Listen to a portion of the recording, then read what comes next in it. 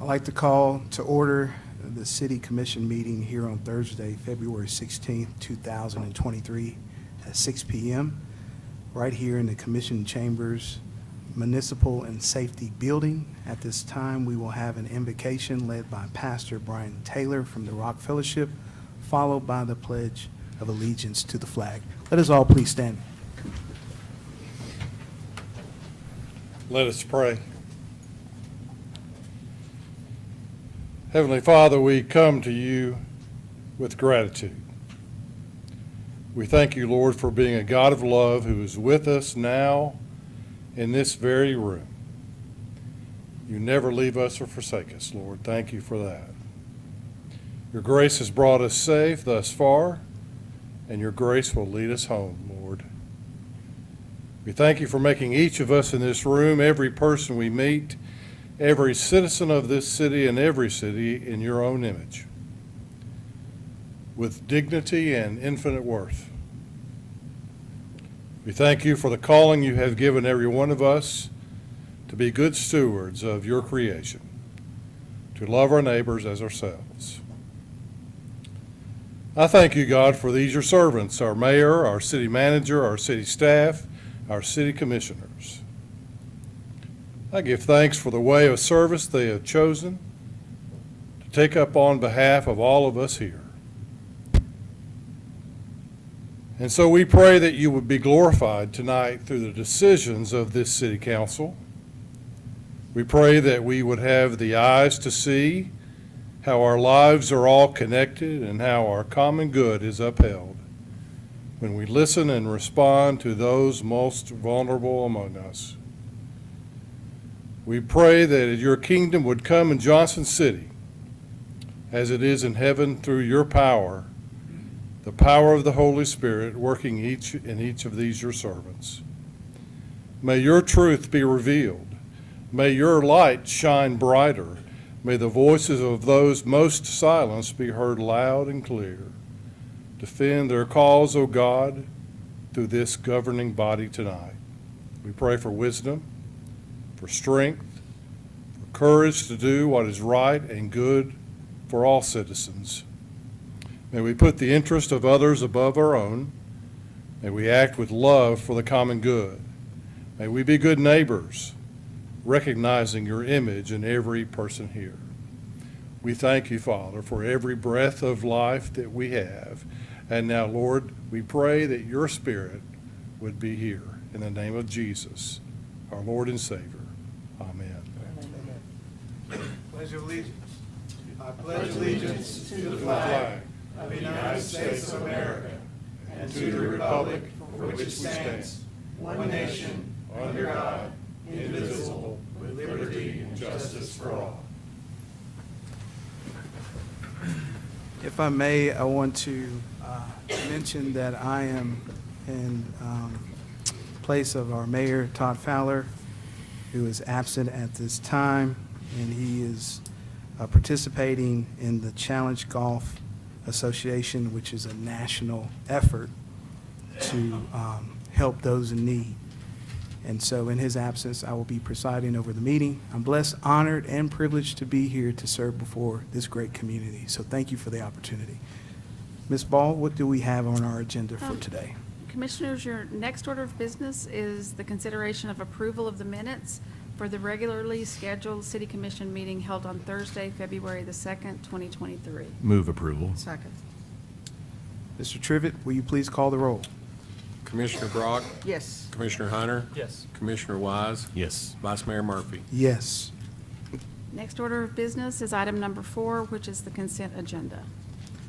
I will turn to the right to see if Commissioner... I would pull 4.1.1 just Okay. to hear about what they're doing and give them a chance to show what they've got planned.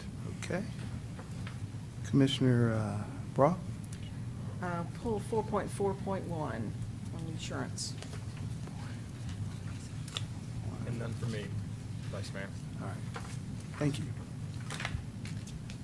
So we'll start with 4.1.1. Consider approval of the artist agreements and installation of selected art sculptures. Who do we have here today? I'm Cheyenne Kumbare, Management Analyst, Public Works Department. All right. Michael Anthony Fowler, the Chair of the Public Art Committee. All right. Are there specific questions you have, Commissioner Brock?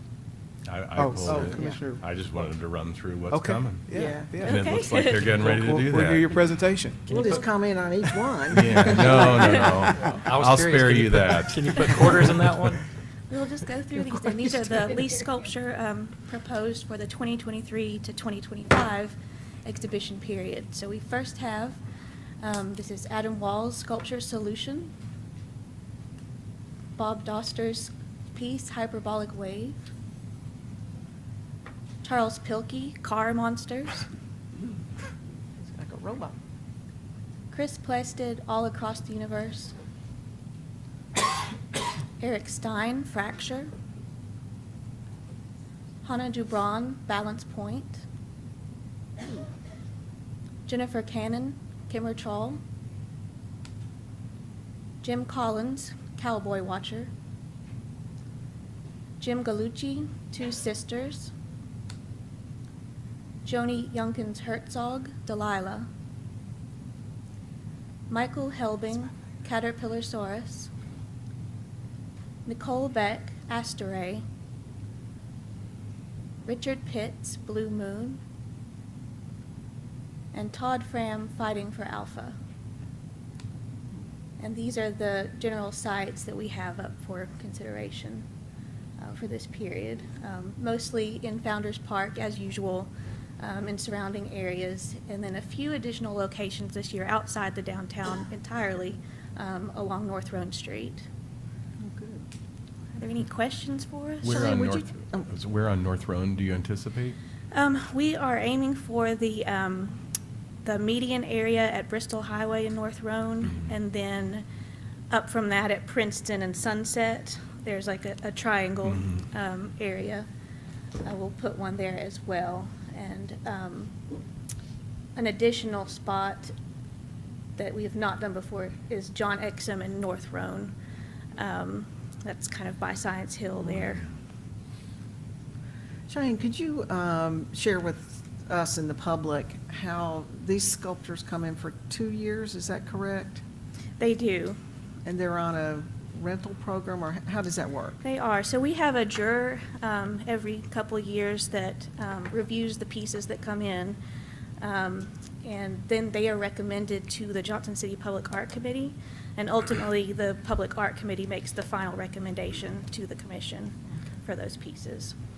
And how many people sit on the Public Art Committee? There are 15 at this time. Well, y'all have done a remarkable job. I think Johnson City looks so good with the art and the flowers and everything that we're doing to make this a very welcoming place for our citizens. These art projects, I think, are great for our children to go look and let their imagination run wild with them and wonder what the artist was thinking when they made this. But it certainly has made Johnson City a softer place, I think. Right. We I agree. had a classmate who visited from outside of Charlotte. They hadn't been here in about 5 years. His 12-year-old, when I encountered them, was telling me, oh, she was very talkative when she figured out that I was then the mayor, and wanted me to know that she really liked how the city looked. And I said, well, what is it you've noticed? Tell me what it was you noticed. And the only thing she could come up with was all the statues. And I thought that was a good answer. So you made an impression on a fourth grader from Charlotte. Well, wonderful. We're glad to hear that. I was curious, I think in the packet, if I recall correctly, one of the pieces is a renewal for an additional 2 years. Is that Delilah, or which one? It is not pictured here. Okay. It is the large red piece at University Parkway in State of Franklin. It's called Flappers. I was hoping it was going to be the owl.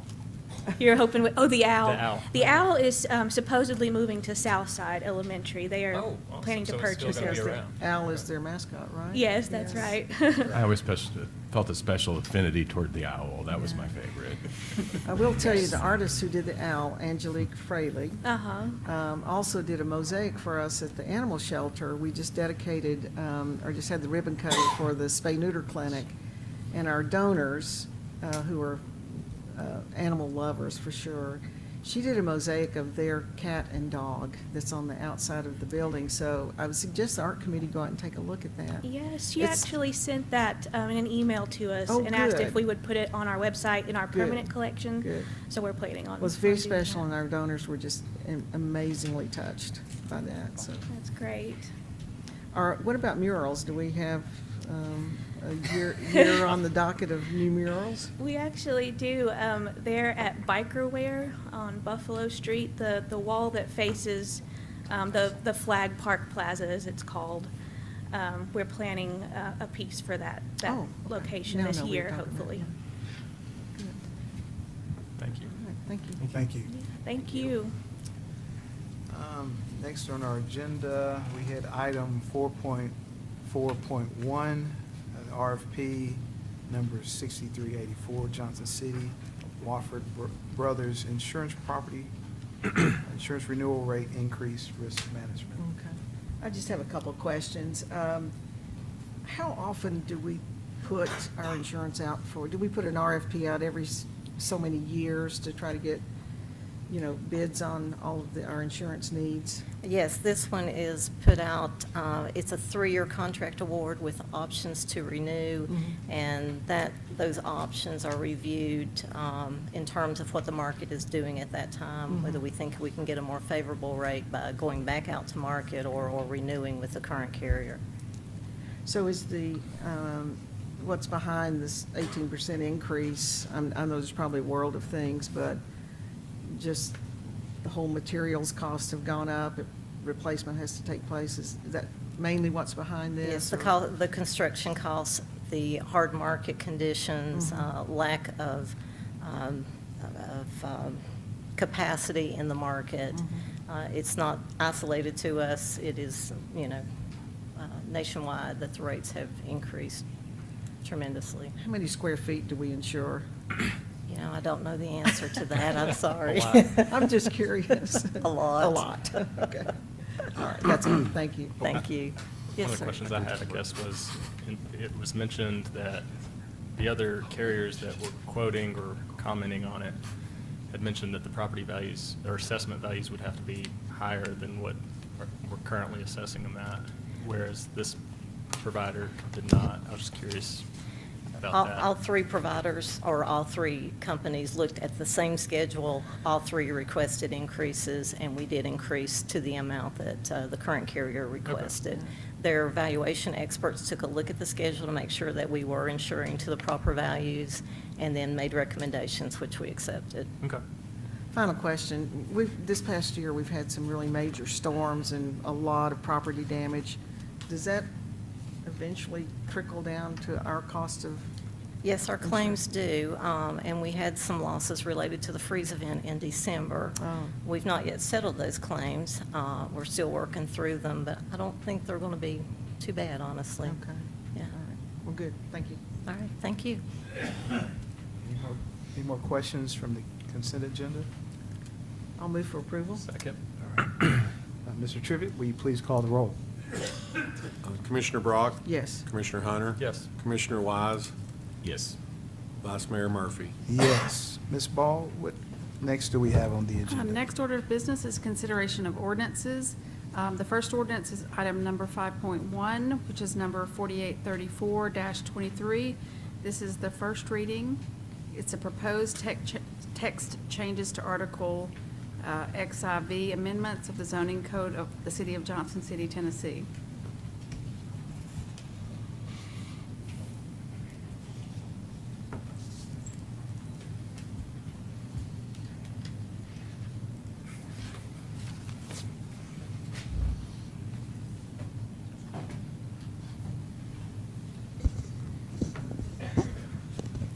Good evening, Vice Mayor, Commissioners. This is, it's a weird because it's an amendment to the amendment section of the code. So it might be a little hard, but I tried to put in a background so it would make sense. So Article 14 of the zoning code is where we get the authority and procedure to do amendments to the zoning text and map. So every time somebody comes up here with a request to rezone their property or an amendment to the text itself, this is the authority for that. While I've been using it pretty often, I recognize that it is hard to follow, it's incomplete. There's sections that don't comply with state law, and I wanted to go ahead and just fix it. Hold on while we demote the vice mayor.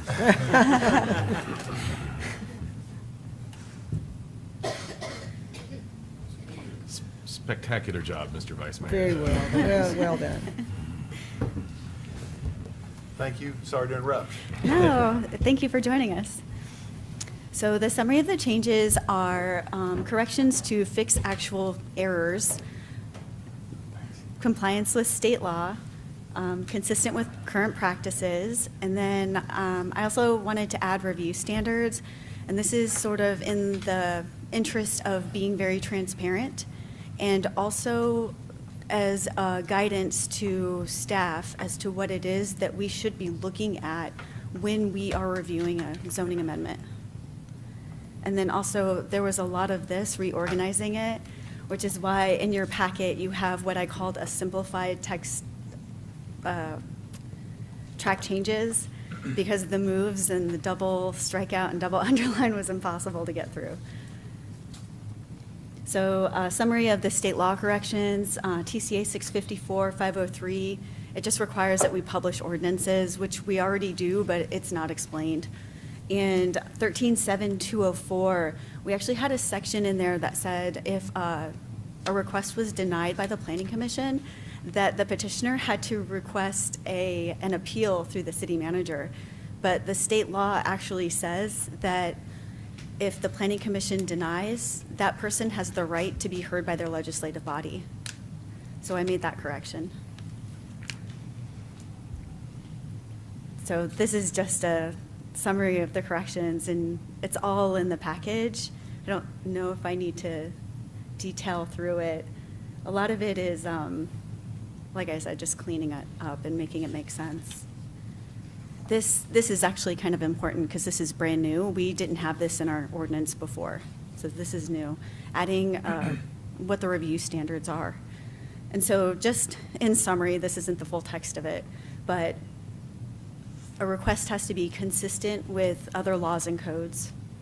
It has to be consistent with a comprehensive plan, or it has to be because of changing circumstances, and that has to be substantially explained.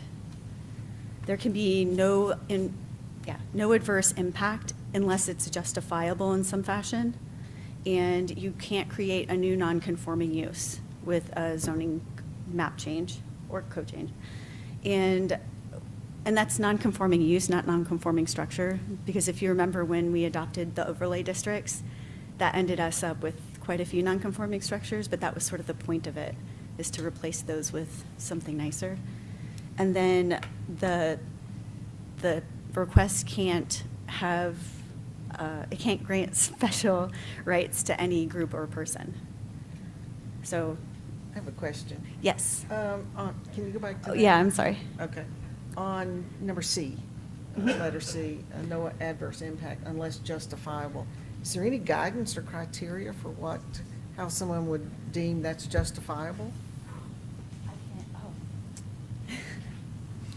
That's the beauty of the word justifiable. Yeah. Is it subjective or is it? I think so. Well, so one thing about it is I think it's hard to put your finger on the sum total of all things that would justify something. So I think that it makes sense that is left to your board to decide, right? So you would weigh whether or not that impact was justifiable. You'd look at a variety of issues concerning that. Yeah, and the actual text of it, that's why I grabbed it from him. I'll read the actual text of it. The amendment will not have an adverse impact on any part of the city, directly or indirectly, unless such adverse impact can be justified by the overwhelming public good and welfare. So that would be a determination for your board to make, I think. Unless you would like me to try to rework that. No. That sounds good. That's good. Don't suggest that, someone might take you up. Thank you. This is a summary of some of the standards that other jurisdictions have in their zoning codes. And we're kind of in the middle. Collierville has the most, and Knoxville has the fewest, but we're kind of in the middle, and I adapted some of those to be appropriate for our jurisdiction, hopefully. So the way that it was organized before, which I said I had to reorganize a lot, none of the sections actually contained the thing that the title called.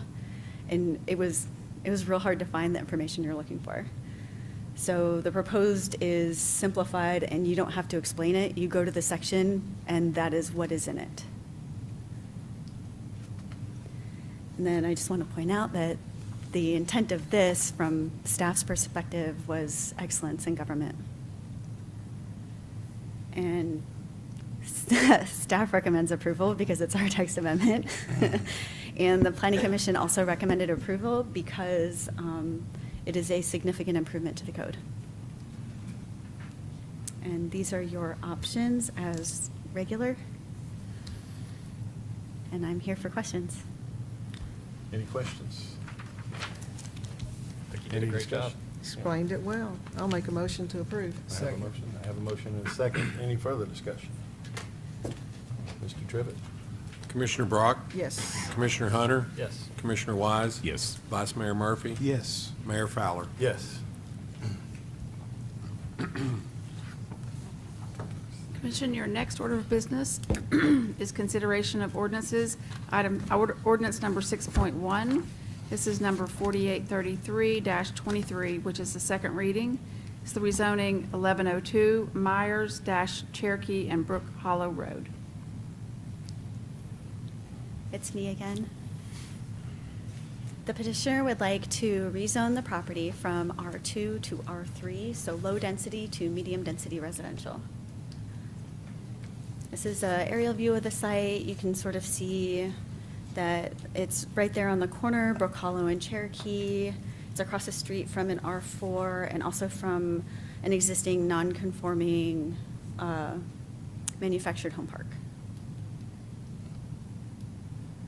The concept plan shows that it would be developed for up to 16 two-bedroom units with garages and 31-foot-long driveways. The private street would be developed with a fire department approved turnaround and 24 feet of pavement curb to curb. And then the other requirements of a concept plan are included. Of note are the sidewalk along Brook Hollow and multi-purpose trail along Cherokee. And a point about sidewalks and pedestrian amenities, there's currently none in this part of the city. And with the R3, that's required along the frontage, the public frontage of the road. With R2 development, no existing public roads need to be improved at all. It would be, the sidewalks would be on the new public roads that get developed. So on this, I'm not sure if I heard right, there would be requirement for sidewalks at the property. Yeah, the R3, if they want to develop with the R3 zone, they have to put the existing public roads need to be improved with sidewalks. Gotcha. But that's not the case with the R2. The last reading, there was a comment about the T-turn, and a little bit of a clarification. We recently updated the subregs, not that this would fall under the subregs, to require that the T-turnarounds meet fire code. So the fire code requires 120 feet of pavement, whereas the old one was 80 feet. So Ts are a lot bigger than they used to be because we adopted the Appendix D of the fire code, and so now the Ts are big. But you said that wouldn't affect this. This is fire code. But the subregs also did adopt that cross-section. So if you're more familiar with the subregs, it might make sense to know, because you would have seen it there. But it doesn't fall under the subregs. But it does fall under the fire code, because we have also adopted Appendix D of the fire code. So you So get to the same you 120 get to the feet same, either so it way. doesn't- Right. So- Okay. So this is sort of how we used to make the requirement, the old way. And then it was only 80 feet, and now it's 120.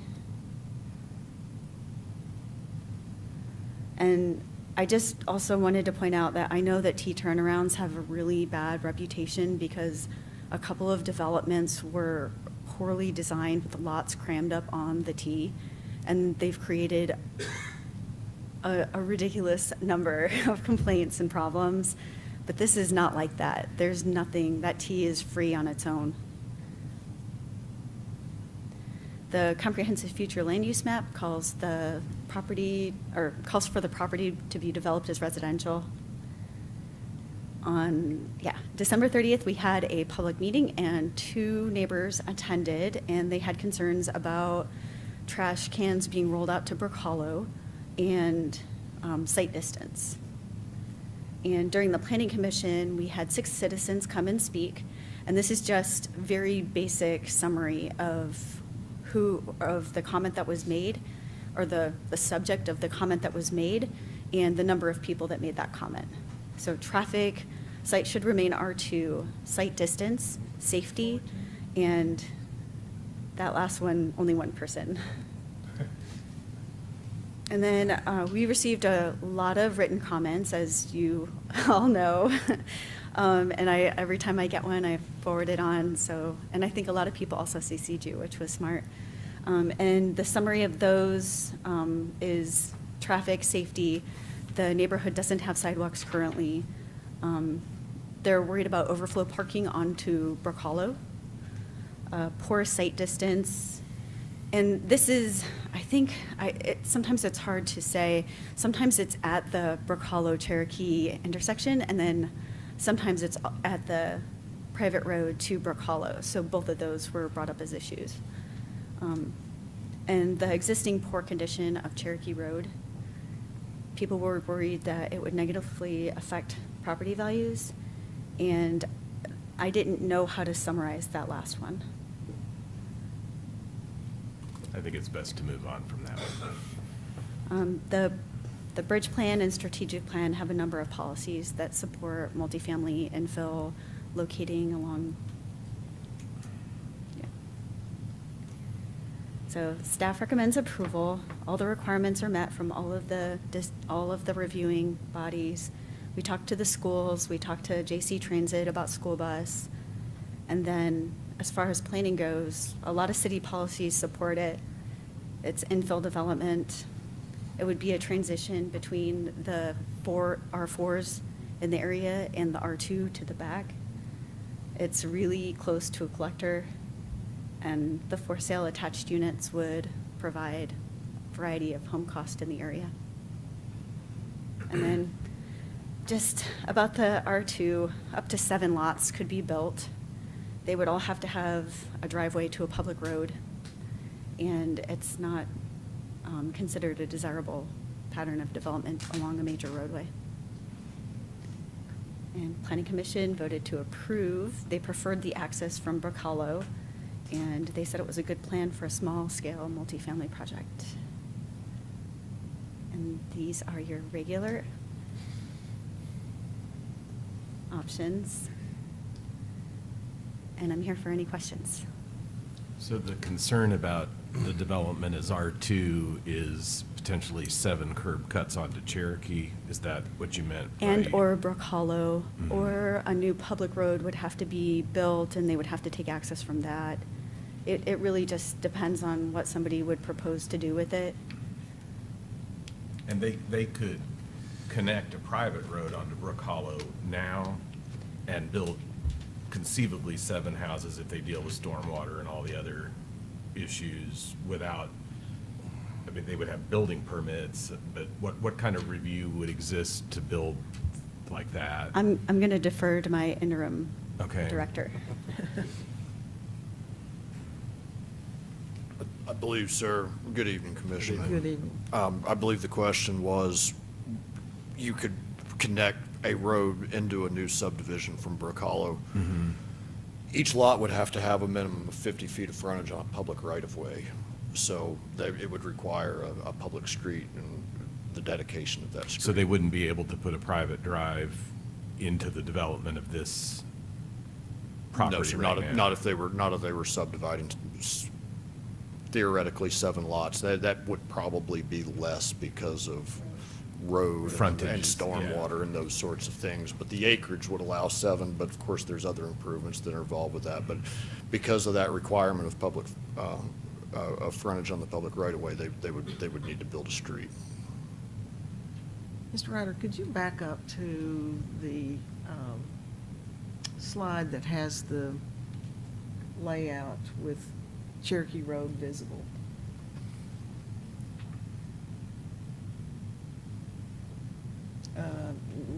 Go back. There you go, okay. I noticed on the slide that the Planning Commission said they preferred the private road to come off of Brook Hollow. Was there another proposal that would involve a decel lane on Cherokee and bring the entrance down here on the west end of the property? Yeah, at the at the Planning Commission public hearing, Public Works spoke and said that they had a preference for the entrance to be from Cherokee. And I think, From Cherokee? yeah, that, at the public hearing for Planning Commission, that's what Public Works told us. So Public Works preferred off of Cherokee, and the Planning Commission preferred off Brook Hollow? Yes. Okay. Was there comment from the planning commission as to why they were not in support of Public Works recommendation? And I know I'm asking you something from. I probably 2 months watched ago. that hearing again. There's Mr. Penzola right here, yeah. Yeah, thank you.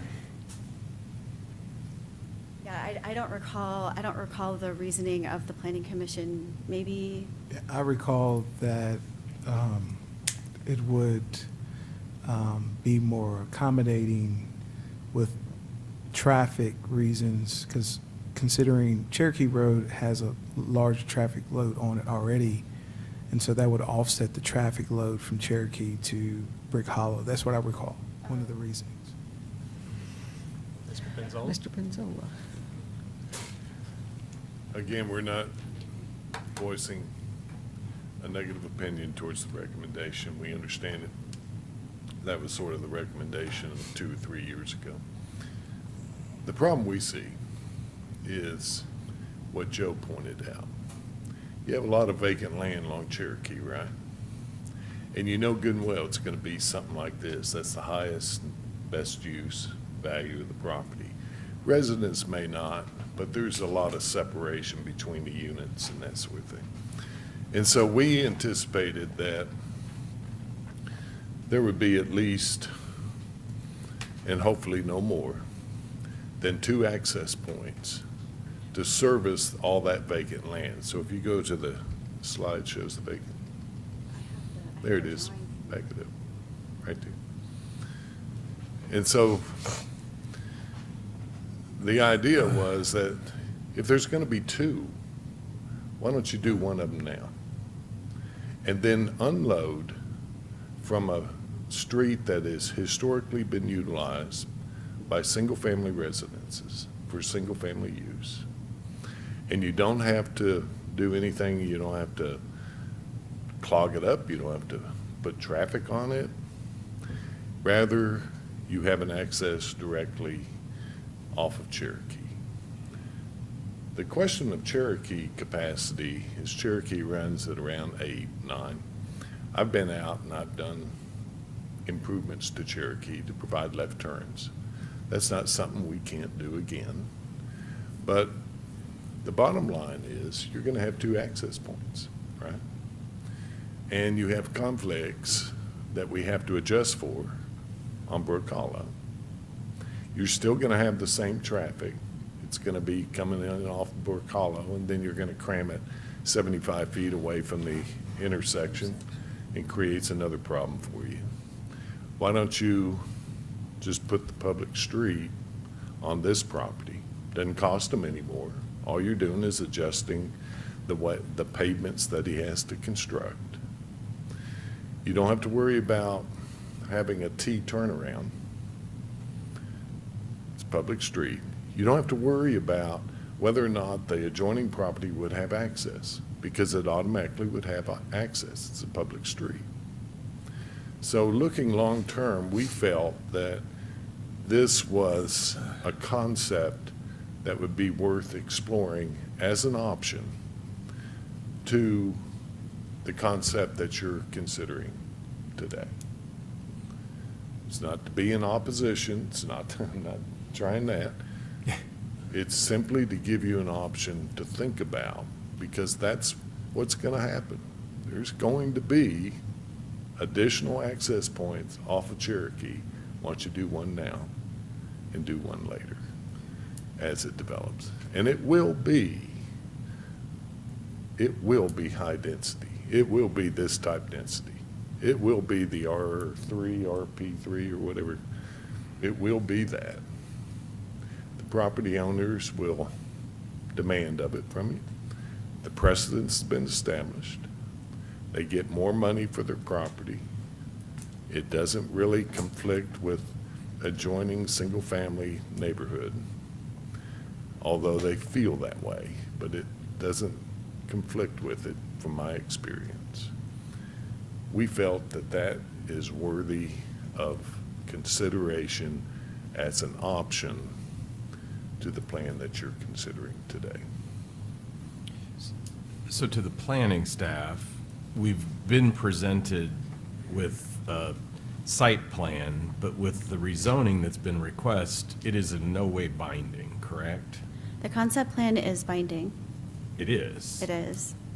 Okay. So they could, to make changes to the concept plan, that there are ones that will trigger an amendment requirement that would be brought back before you. And changing the location of the access, increasing the number of units, other high impact sort of changes. If they wanted to bring in a site plan that had something like that and it didn't substantially conform to the concept plan, they would have to do an amendment, and it would go back to a neighbor meeting, it would go back to the planning commission, and then it would come back to you. And that could only be spurred by the property owner to have an amendment request. Yes, but it would be because they wanted to change what was already Right. approved here. They And- can, and- and they can put less units without a concept plan amendment, but they can't put more. But this is the maximum number they could with the zoning anyway. But so if they were to come back in with what Mr. Pinzola is suggesting, it would go through the whole process again, correct? One of your options is to refer back to committee, one of your decision options, which means, is to refer the action back and ask that the applicant work with staff on making a change to the concept plan before you continue. And so what I think I understood Mr. Pizzola's comment to be was not a private road. You were envisioning them doing something to a public street standard? I think in front of theirs, you could keep that as private. Okay. That way it doesn't run into the issues of setbacks and whatever else is associated with Okay. with that part of the construction. But the road from Cherokee up would be public. Mhm. And then as it feeds into the balance of land, that would be public. So can we go back to that slide? So far There we go. I escaped, I guess. Not that one, the one that's got the red and blue. Yeah. This will be faster. Okay. So, Mr. Pinzola, you're saying the blue line, that would be Public. public, but it accesses the property, nothing would come off onto Brook Hollow. Correct. Would there be required to be a deceleration lane in front of the property in order to turn? We always put decel lanes or Okay. try to, yeah. Okay. So they wouldn't be blocking up Cherokee to get off because they would pull over into that lane in order to turn. That would also move the line of sight down further, so it's not as kind of crowded as it Correct. is up on Brook Hollow. It resolves your traffic issues. And then what you're talking about is kind of stub that off in case the rest of that property, When it Develops develops, you would and they want a require it to road through connect there. as a second, as another entrance. That's correct. okay, just wanted to understand that. Thank you. Any more road questions? You got more road questions? I reserve the right to have more road I questions, didn't- but I don't have any more Thought we road could try to questions right stay now. on topic. Or Yeah. ask a different question. No, please. And like Mr. Penzola stated, I mean, when we reviewed this, we looked at interconnectivity with the other lots. But this was the development option that this developer chose to pursue. And with what he decided to pursue, he was not into the subdivision regulations. The subdivision regulations require interconnectivity or a street stub for future connection. That was mentioned, that's not the route that he chose to go. But obviously, it's a decision for you if you want to approve this concept plan or send it back. But if the developer, if that decision was made that that's what you would prefer and for them to come off of Cherokee Road, then obviously the creation of that public road would trigger the subdivision regulations and then require interconnectivity to the other lots. So the person who owns that land, the big parcel of land, if that public road went through there, they would have more flexibility and options of developing that than just access from Cherokee Road. Yes, ma'am. And but we have to process the applications Oh, of as course, we yeah. receive them from the Yeah. So, developer. Mr. Ryder, I had a question, since you're talking about subdivision. We had several comments about the subdivision, the nature and the character. Is this particular piece of property part of, or is it platted as part of the neighborhood or the subdivision, existing subdivision, or is it excluded as? It is excluded.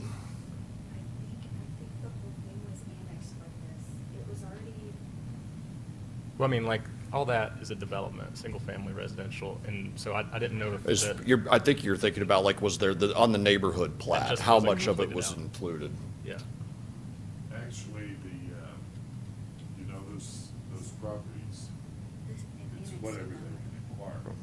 But if you look at, They want use you the to- JT wants you to talk into the microphone. if you look at the way the subdivision was constructed, you can see a road that came down that stubbed to this property. So it's a little different from, you would essentially not do that connection. And so, as time passes.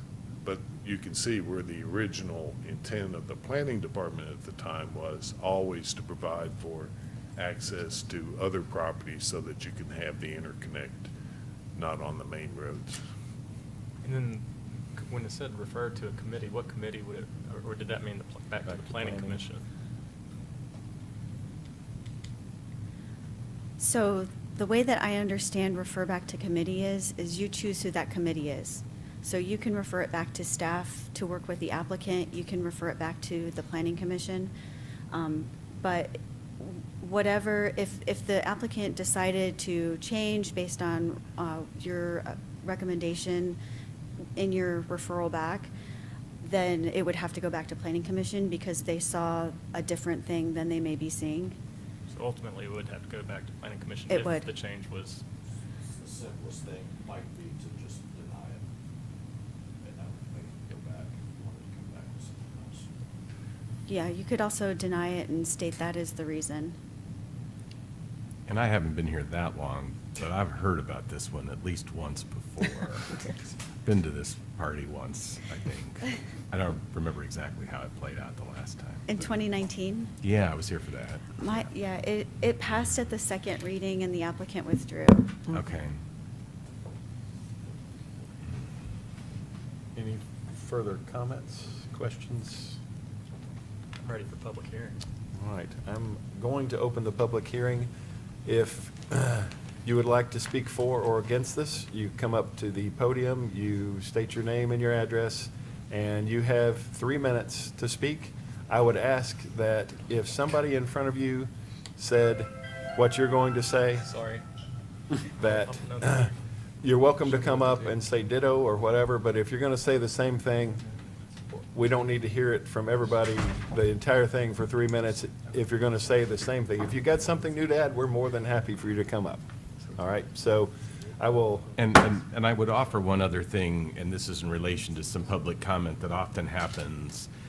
We zone land uses, we don't zone people. So like comments about the kind of people or renters versus homeowners is not part of what we weigh and deliberate on. So many of the comments you've submitted in writing and in handouts have been along the vein of land use, but I would just caution against speaking about undesirable kinds of people because that's not part of what we're doing.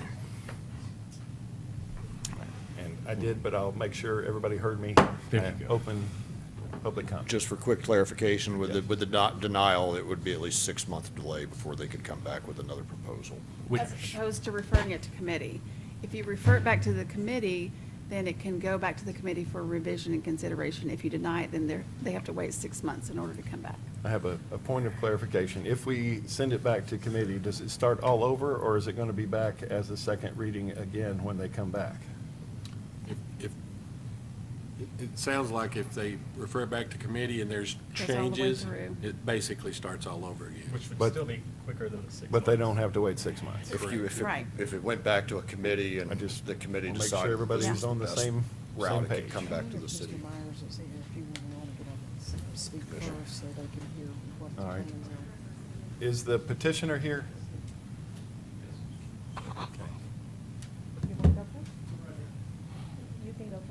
Why I don't we, think let's hear from him let's first, hear, that yeah. just so we know what plans are and what you might. Would you be allowed to have response afterwards? Mr. Mayor, Vice Mayor, can- Commission, good evening. Thank Nice you. to see you guys again. Thank you for your time. Did you get his name and address? We need your name. Have y'all and all address. received the petition and the live results? Those results are live. Now we're up at 120 now, so Okay. I Can- think what you had was 118. Can you give us your name, sir? My name's David Reeves. I live at 1820 Brook Hollow Road. I'm just a few houses down Oh, from we thought you were the proposed petitioner. development. Are you Yeah, the is the petitioner? petitioner He's here? just a resident. Oh, I'm petitioner. sorry. I- The the one who- applicant. Do you want to speak to someone else? right Mr. now? Myers, is he here? We were Would you at like to the speak pro- first before we hear?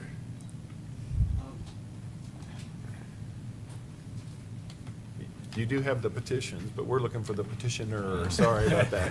So That's y'all okay. can hear what he wants to say, which might adjust your comments. I don't have a lot to say, except thank you folks for everything that you do for the community and direction. I appreciate it very Could much. you give us your name and address? My name is David Myers, and I'm from Greenville, 404, Greenville, Tennessee. Oh, he wants you on the mic. Yeah. Sorry. Okay. The only thing that I can add is that we've worked with the city planning to come to this point for, I guess after 3 years. We've tried to do everything that we can to get something in that piece of property. So we have made all of the changes that they wanted us to make to where it would be suitable for the piece of property, and that we have done. And the only other thing that I can add is that these will be an upper price range type of a development, and they will all be for sale. There won't be any rentals on this property. Okay. Basically, that's all I've got to add to it. All right, thank you. Appreciate it. All right. Next, who would like to speak? You can come back. Just your name and your address, please. Melissa Butler, 4 Bridgewood Court, Johnson City. I guess my husband and I are both public school teachers, and we lived and we moved to this area because we love it here. And one of the reasons we moved into this neighborhood is because I believed that the zoning laws protected us from major development. We have a 7-year-old who goes to Cherokee Elementary. We worry about the traffic. There's already a lot of traffic on Brook Hollow just because so many people use it as a cut-through. This would crowd the streets even more so. You know, we're public school teachers. We're so excited to live in this beautiful neighborhood, and you know, we love all people. So we just fear this amount of lots into this one small area, especially feeding into Brook Hollow, is just going to be kind of a nightmare. We also worry that there's so many of us in the neighborhood, and it's like one property owner supersedes what everybody else wants. You know, we believed in our zoning laws, we believe in our restrictions, we believe that they're for a reason. And so we're hoping that you guys will stand with the neighborhood and protect us. Thank you. Thank you. Anyone else? Do I need to introduce myself again? You got it already, or? I've got it. He's Got it? We're good. All right. In this vein, you'll notice that as folks come up, you're gonna see shaking hands and hear wobbly voices, and that's gonna be an indicator of how emotionally charged this issue is. The reason being mainly having to do with safety for our loved ones, our families, our children, our neighbors. And so in that vein, I'm going to read a statement that I have read, and I believe it covers a lot of these points. My name is David Reeves. I'm a resident of Forest Hill subdivision. I live at 1820 Brook Hollow Road. I'm just a few houses down from this development proposal. I'm a recently retired firefighter EMT from Monroe County, Florida, Florida Keys, Monroe County Fire Rescue, and I've worked many years as a civil servant, and as such, my heart is always with and for the community. I now live here in your community and will continue to do good work for the people with whom I live among. I need your help, however. Years of experience in working traffic accidents and public safety-related mishaps have sharpened my awareness of risk to the public, myself, and my family. There exists now a great and recurring potential for personal injury and property damage in our neighborhood due to the nature of the cut-through orientation of Brook Hollow Road as it connects the arteries of Cherokee and Lone Oak Road. Numerous accidents have and do occur on this residential street, a street with no sidewalks or shoulder, a street full of families, school-aged children, and retirees who have earned the right to walk safely in front of their own home.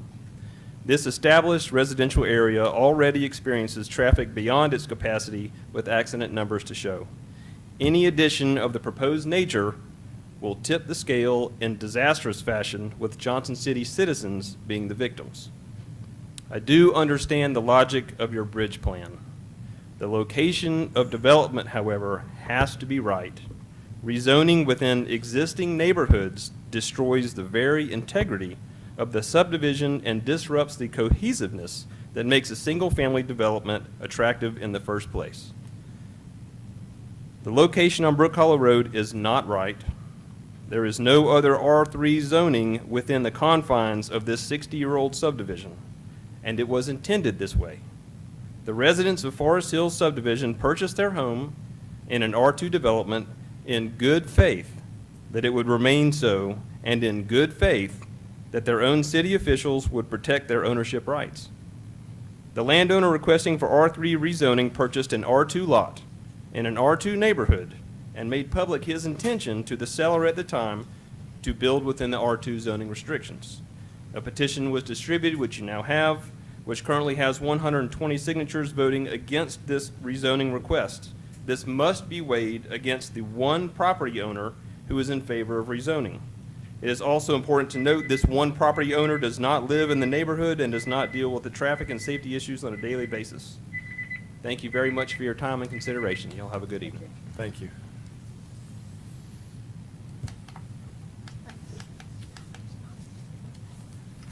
Hi there. I'm Dr. Kelly Dorgan, and the reason I'm bringing up Dr. Kelly Dorgan is because I have commuted to ETSU for nearly 20 years. This topic is near and dear to my heart because this is my bedtime, and yet I am here. So I do want to say thank you so much. This is weighty, and someone who has worked within health disparities in this area and the link to economic disparities, I know the importance of affordable housing, and I want to thank you. I want to thank everybody who's spoken here today. I want to make 3 points quickly. Some of them will touch base on what David has already said. Number one, the left turn onto Cherokee. I am an early bird. I would try to hit Cherokee pulling off of Patey at 5 a.m., sometimes 6 a.m. I have almost been T-boned and rear-ended. The traffic has gotten worse. I understand that we're in a housing boom. That's both a blessing and a curse. But over the 20 years, I have truly seen our traffic pick up in a way that is dangerous. I want to pair that with point number 2, the narrow shoulders. I appreciate what Amber has talked about with the sidewalk. The sidewalk goes toward Cherokee School. That does nothing for the increased foot traffic. I have seen people run across the road in front of me to go to the bus stop. I drive in the wee hours of the morning when I see children after or before dark perching on the edge of the road waiting for their bus. I watch people wobble down the road, and I don't mean that in a derogatory sense. I mean there is no shoulder. They're wobbling down the road to go to the church, to go to Roadrunner Market. So I'm asking you to think about the traffic and the foot traffic. The foot traffic is horrible, and not because the pedestrians are doing anything bad. Third point, this is a personal one. I walk my dogs almost every day on Brook Hollow Road. The residents here, I live off of Foxborough. The residents here are not exaggerating. I have almost been clipped by through traffic. I have personally watched people use the speed bumps as something to make just, I guess, kind of air. And so those speed bumps are not working. Where there is a turn that comes down, you talk about, okay, we're going to turn and then make it left out on Cherokee. That turn is enormously dangerous. I've seen deer killed on that road. I'm concerned about the day that that is a child or a human. Thank you very much for your time. Can you give us your address, please? Sorry.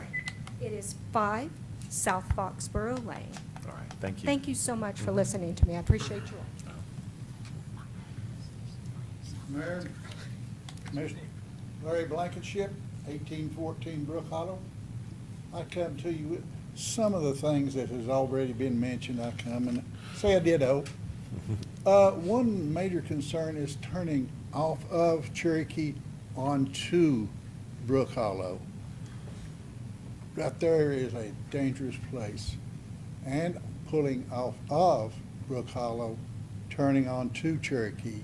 There's a lot of traffic. You have school traffic in the morning, it's heavy. Now, if we put these units in there and there's a lot of overflow, where are they gonna park? Brook Hollow, on the right, on the left. That street is wide enough for 3 cars actually could pass.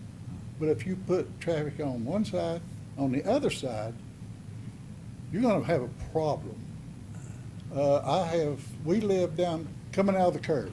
I sit on my porch in the afternoon and watch people walk up and down the street, and the drivers just absolutely have no adherence to a speed limit. They will slow down at this speed bump. We need more speed bumps, to be quite honest. So if you add these residents in these units, if we're looking at 2 vehicles per unit, that's 32 cars. If they have residents that come to visit, or maybe they come move in with mom and dad, or they move mom and dad in with them, and we may be up to 4 cars per unit. So that's more units that may need to use the overflow. Holiday season, they need overflow parking. So it's going to be a bad situation at Brook Hollow and Cherokee Road. And I just hope it doesn't happen. It's happened to our family. And trust me, it's not something you want to live through. Thank you. Thank you.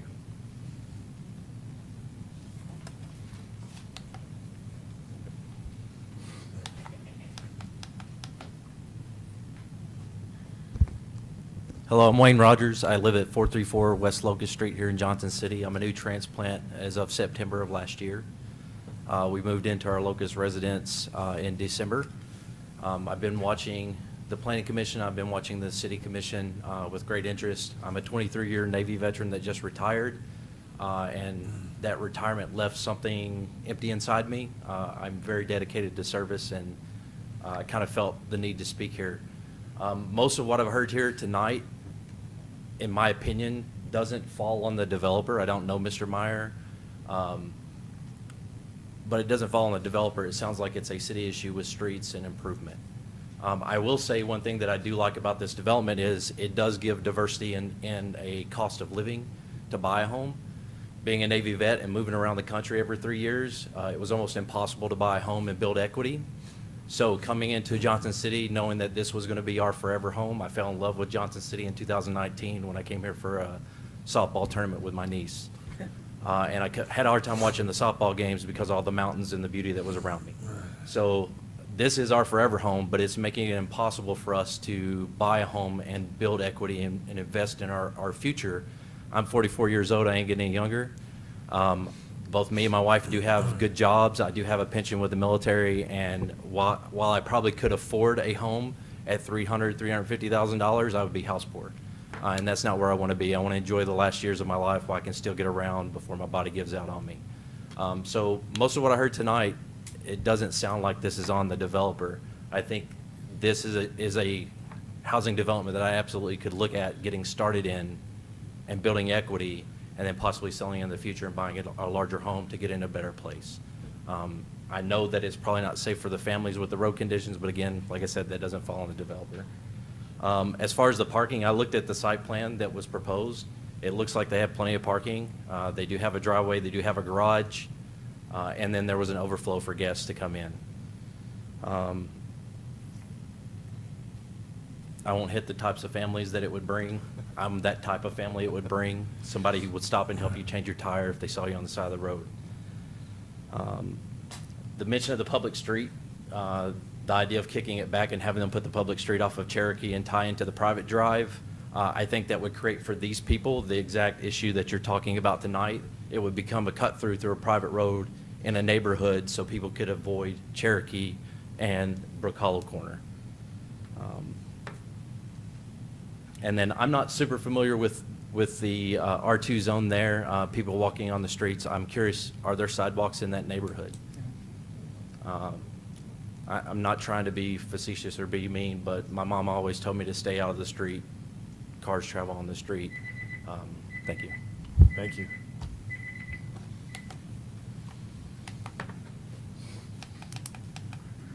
Good evening. My name is David Bierman. I live at 5 South Foxborough Lane.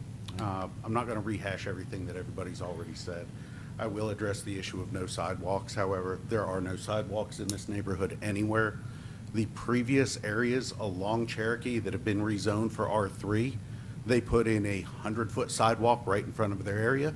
It gets them to the end of the property, and then it's step out on the street or walk through a ditch. That is not safety for our populace. When it comes to that large field, whether you want to use Mr. Meyer's plan, the cut through, however you would want to do it, I realize there is a need for affordable housing in our area, and that's very important, and I want to see affordable housing in our area. What I don't want to see is another cut through, the way this gentleman just mentioned. But one thing that I see from this picture is that stub at the top of the field. Why can't we create a road that comes down, not off of Cherokee, but out of the neighborhood, the way it was originally envisioned, and have a group of townhomes or something in there, voted R3, but with no access to Cherokee? Therefore, there is no cut through whatsoever. They must go back out through the neighborhood that already exists. And let's go ahead and take some time to look at the infrastructure for walking traffic.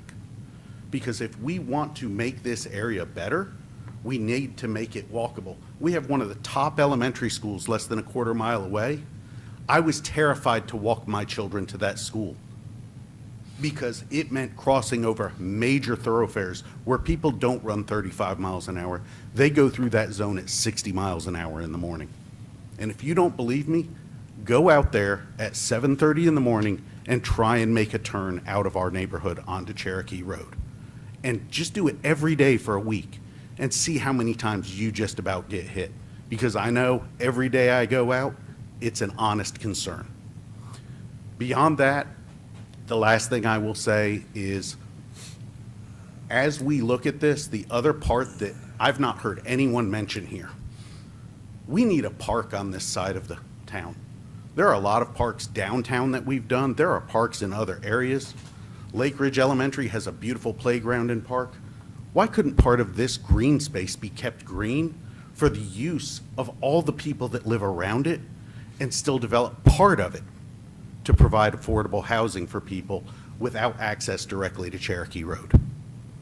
These are just questions that I have in my mind. I'm not saying I'm for or against Mr. Myers. I would just like to see more thought go into this and have a better solution come up with from our leadership. Thank you for your time. Thank you. Anyone else, for or against? I didn't come here to really say anything, but I do live in that subdivision. Can you give us our name? And your my name and is Irene address? Foster. I live on 1919 Clearwood Drive. Thank you. I do walk my dog almost every day in that area, cross Brook Hollow, go over to Foxborough, some of the areas that were mentioned. I don't want to lose that. I do walk. I see other people walk, ride my bike. It is dangerous crossing Brook Hollow, and the speed bumps have helped, but it does not cure the issue of speeding through that road. And I don't understand why Mr. Myers maybe couldn't build houses instead of so many apartments that would affect our area drastically, and perhaps even the value of our homes. And I would just like to challenge you all, if this was going on in your subdivision, what would you do and what would you want? And I heard the preacher say something about loving your neighbor and doing the right thing. And that's the reason I came up here, because I'm not really one to get in front of a crowd. But I also had a question for the lady and the gentleman. I didn't understand some of the comments and things that he said that he got from public, because nobody asked me my opinion. I don't know where they got that 1 and 2 and 3 said this or I think said it was the that. emails we received. They just reviewed the emails and kind of took those themes out of it. Okay. Yeah. Well, I know David took up and did a response, and I know he got over 120, I think 121 of those. So I didn't really understand where those came from and what those, so that was from the board, what you all had received. It's from the emails, and they sent them forward and took So that that was out of the comments. strictly from your emails?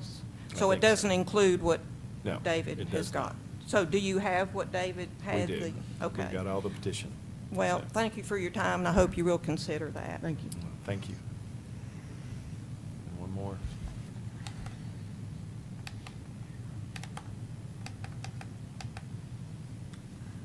My name is George excuse me, George Aggins. I live at 1809 Brook Hollow Road. May I change this, sir?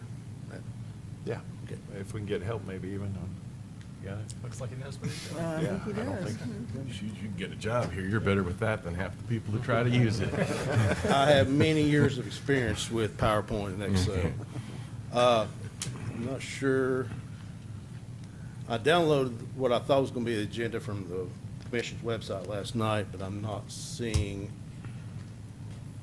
oh, that's been zoomed in. That one doesn't have it. Yeah, this is not the agenda packet. This is their PowerPoint, so it may not Okay. hew to the packet precisely. One thing that was noticed in the agenda packet, under, I believe it's on roughly page 6, under transportation, discussion was about site distance, and where it had been thought it was 30, it was discovered it was 25. They did review it, but it says the measured site distance provided by the project engineer. However, if this drawing wasn't zoomed in, and I obviously don't have it here, if you looked at the top right-hand corner under the site distance notes, it does say that the posted speed limit is 25. It does say that time to develop vegetation be within right-of-way Brook Hollow be removed. But the third item there is western distances along Brook Hollow estimated to top a hill and start a curve, whereas eastern distances, which would be down to Cherokee, are measured to road intersection. Now, to me, an estimation, when we're talking about public safety for a site distance, is not good enough. An estimation, no matter what, however highly educated or experience-based, is a guess. I've dealt with estimations, and I've dealt with guesses, and I've dealt with measurements. For safety of pedestrians, motorists, and school children that will be getting on and off buses here and crossing that lane, because unless transit changes their routing of school buses, they will turn right off of Cherokee up Brook Hollow, stop, and children will be crossing the lane of traffic to get on and off the bus. So I would think it would be a wiser decision to know what that actually measured distance is instead of a estimation. So we know that we truly do have proper sight distance for traffic. That is, honestly, I've looked at this and just discovered this note over the weekend. And I do question this, I think it's 309.4 feet, is showing as a dimension. Is that a true measurement with proper surveying tools and technique, or is that just someone's estimation? The document I have open on my iPad, which is cut off in this view, says it's an estimation. Thank you very much. Thank you. Thank you. Anyone else? I'm Janice Arnold, and I own the field that's to the left of the area. And I'm speaking for some friends and family that are not here that's lived all their life in that area. And I'm just totally blown away that we're making this plan, the road that I'm going to sell and I'm going to build condos. And I have no intention of doing that, and I know I'm not going to live forever. But my son, who was supposed to be here, is supposed to inherit it, but my mother owns part of it too. My mother lives on the corner of Lone Oak and Cherokee, and when we talk about putting an entrance off of Cherokee, I know that might be an option, but not during the school zone, but when no one's watching, cars go really fast. We've seen tons of accidents, and they do not do the speed limit at all. So I think, you know, if you ever go down there, and I'm not talking during school time, you will see cars going extremely fast, and I think putting another entrance up there and assuming that I'm going to build condos might not be the right way. And just a little info, I'm going 1 minute. Cherokee Road, I own the White House.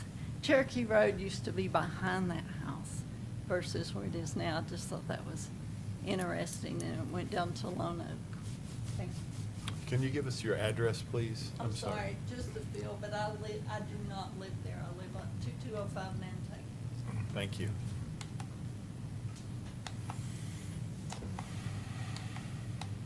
Come on up.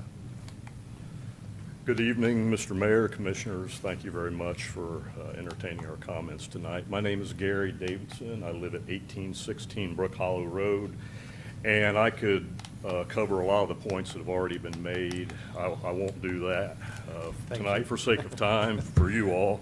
I did provide you all with a map. This is from a website. I thought, first of all, let me thank you for being in this hard situation and weighing all this. But here's some objective data from outside of our region. This is a website that gives information for bicycles, pedestrian traffic, and I've given you some information on how this research was done, and scores are given for every city across the nation, and this is a snapshot of Johnson City and of our neighborhood. I've taken the liberty to mark in a Sharpie, just to draw that out, where Brook Hollow and Cherokee Road intersect. The bottom line here is that our neighborhood and that intersection within it gets the lowest rating that they give for pedestrian cycling traffic. And the proposal, the ingress-egress point from the proposed development onto Brook Hollow Road would be, as has been stated, would dump the traffic from this R3 development into that very small portion of the road and become a safety issue for, should we, as a commission, should it be decided that the zoning becomes mixed, and I just want to make the pedestrian safety point and do that on the basis of objective data from outside our neighborhood. Thank you for that. We would like you to consider keeping the integrity of our R2 community intact. And thank you for strengthening our existing neighborhoods in line with the land use elements of Johnson City's bridge plan. Thanks. Thank you.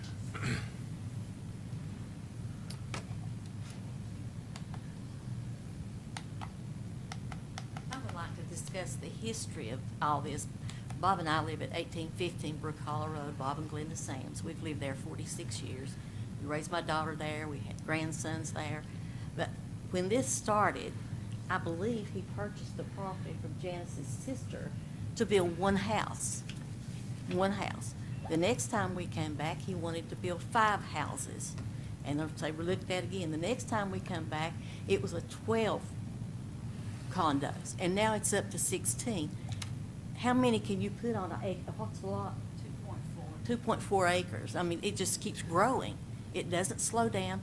We've got a lovely school. Can they house the extra kids? We've got churches. We'd love to have people there. But, you know, you've got to think about, we come out on Brook Hollow, we have to go one way or the other every time we come out. And when I come from my home, I've got to start there at that curve, tapping my brakes and putting my signal light on that I'm going to turn into Brook Hollow. And when we go out, you got to look this way, you got to look this way, and you got to look this way again. And Bob and I have almost been hit several times. But there was a bad wreck right in front of us not too long ago in that area. But, you know, just look at the history of what's next. I mean, we don't know who to trust or who not to trust, but I would like for y'all just to look over all your current meetings and just see what has happened and how this just keeps growing. Thank you. Thank you.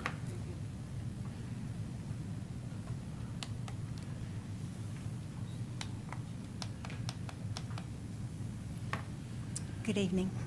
I'm Myra Blankenship. I live at 1814 Brook Hollow. My husband and I have lived there for 30 years. One of the things I wanted to address in particular is the way that this street is going to come out onto Brook Hollow. We live just as you go around that curve. The curve is up there in the corner, which you can't see on here. But as you come out of the curve, you're at our house and our next door neighbor's house. Traffic that comes through there now, as many people have already said, is tremendous because that street is used as a cut through by umpteen people every day who are going from Cherokee to Lone Oak. But if you're coming out of that particular proposed street to turn left, you're turning into a blind curve. So that's a concern, another safety concern that I wanted to be sure was mentioned. I'm not sure how well that was mentioned by some of the other people. Because we have concerns on both ends. Turning onto Cherokee, as many people have already said, is extremely dangerous. I travel that every day too as I go to work, and you have to be very cautious as you're coming out of Brook Hollow onto Cherokee Road. We are certainly concerned. We have many elderly people in our community, including myself, and as we are trying to be sure that those people are safe, whether they're out walking on the street or standing in their front yard. We've had cars in our front yard on more than one occasion, knocking down our mailbox. So it's just a concern, especially from the safety standpoint of the traffic that's there. And we do appreciate your consideration and your assistance, and thank you very much for your attention. Thank you. Anyone else? I will close the public hearing. Mayor, could I ask Mr. Penzolo to come back up? You thought you were done. Nah. I would have that suit coat on, but the interim development services director took mine. Phil, could you give us a little bit of history of Cherokee Road? And a lot of the development out in this area occurred when it was still county. Is that Yeah, we true? annexed a lot of it. And I don't know when that occurred. I don't know if- Early. We started, we had a major annexation in the area, and then it got split and got contended in court.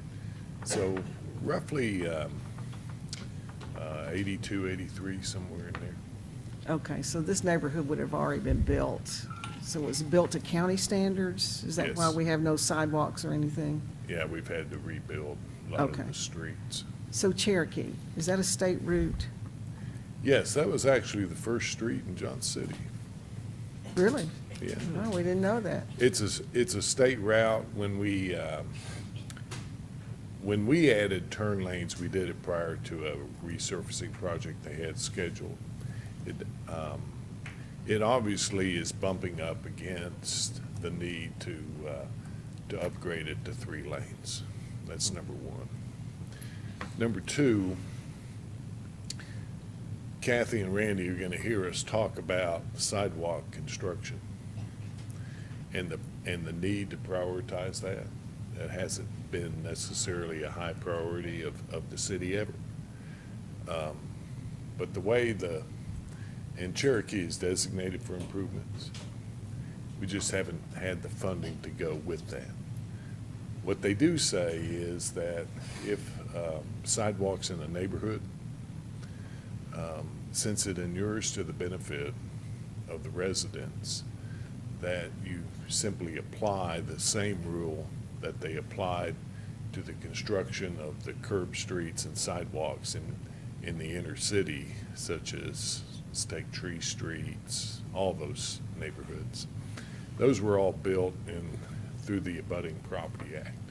So the idea was that because of limited resources, you would have to spread that out, and if the neighborhood wanted sidewalks, then we could do it by Abutting Property Act.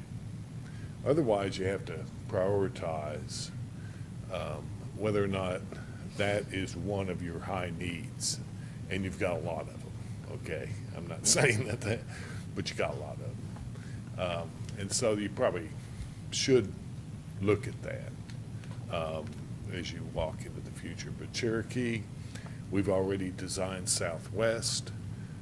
Cherokee, we know to do it. We know that it's targeted, just the money's not there. The difficulty with Cherokee is the big ditches that are actually on the east side of Southwest. That'd be a tough deal. It is sidewalk deficient in the southwest corner of Johnson City. That's where these folks are. I have great sympathy for what they're saying.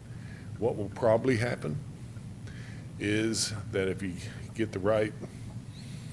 can get things staged properly with the state, that try to get them to upgrade the entire street to 3 lanes. And that will give you sufficient capacity for years to come. It's not a high growth area because of topographical constraints. So we look at that. There are other places in town that are the development's accelerating, and we have to pay attention to those. That's what I would do. And along with that, maybe we can get the walking paths on both sides of the street and try to get it more urbanized than what it is. So, but it's the state would have to prioritize this and. If you want the state to fund it. Yeah, If you want to fund it, that's a whole different story. they just have to approve it. And they would. I have no doubt about that. As far as traffic calming in the neighborhoods, as you know, that is a joint deal between us and the neighbors. And so the neighbors have to approve the plan. They have to sign off on it. We don't just go out there and put the speed humps in. We understand what they're saying about people trying to fly across those things, but they do reduce. And we do traffic counts, and we do speed surveys to make sure they're well justified. And if they need more, all they have to do is call us up, and we'll go back out and reassess, and we can always adjust. I was curious, Mr. Penzola, one of the speakers tonight was suggesting not connecting to Cherokee, but connecting to the neighborhood. Do you have any insight or opinion on that? I would never put high-density residential at the end of a cul-de-sac that feeds through a single-family residential. There are more problems associated with that. That's nuts. I wouldn't do that. I would never do that. And we have it, and we've run into those issues, and we have to deal with them. I would not encourage it as a proper land use. What are the resulting issues? So you're putting denser multifamily at the terminate end of a neighborhood. What happens to that lower density residential when those apartments are at the back end? You're just maximizing the amount of traffic that's flowing through. What they're talking about is, I can kind of see a little bit about what they're saying, that you would have people flowing out of the development and then going up Brook Hollow. Well, if you're going to put them on a dead-end street in the neighborhood, then you're already there. So that doesn't make sense to me. And so the impacts would be the people along those streets. If you want to see people irritated, that would get them. And then the adjoining streets that feed that. I would never do that. I would not recommend that at all. But as far as the land is concerned, there's not a doubt in my mind that it'll be of this nature of high density. And if he's building, what happens? If he builds a certain type of unit, and if he says he does what he says he'd do, that's gonna influence how the next area gets developed, whenever that is to occur. So whether, I don't think she's gonna do it, but somebody will eventually do it. Because that's, money talks to whoever owns the land.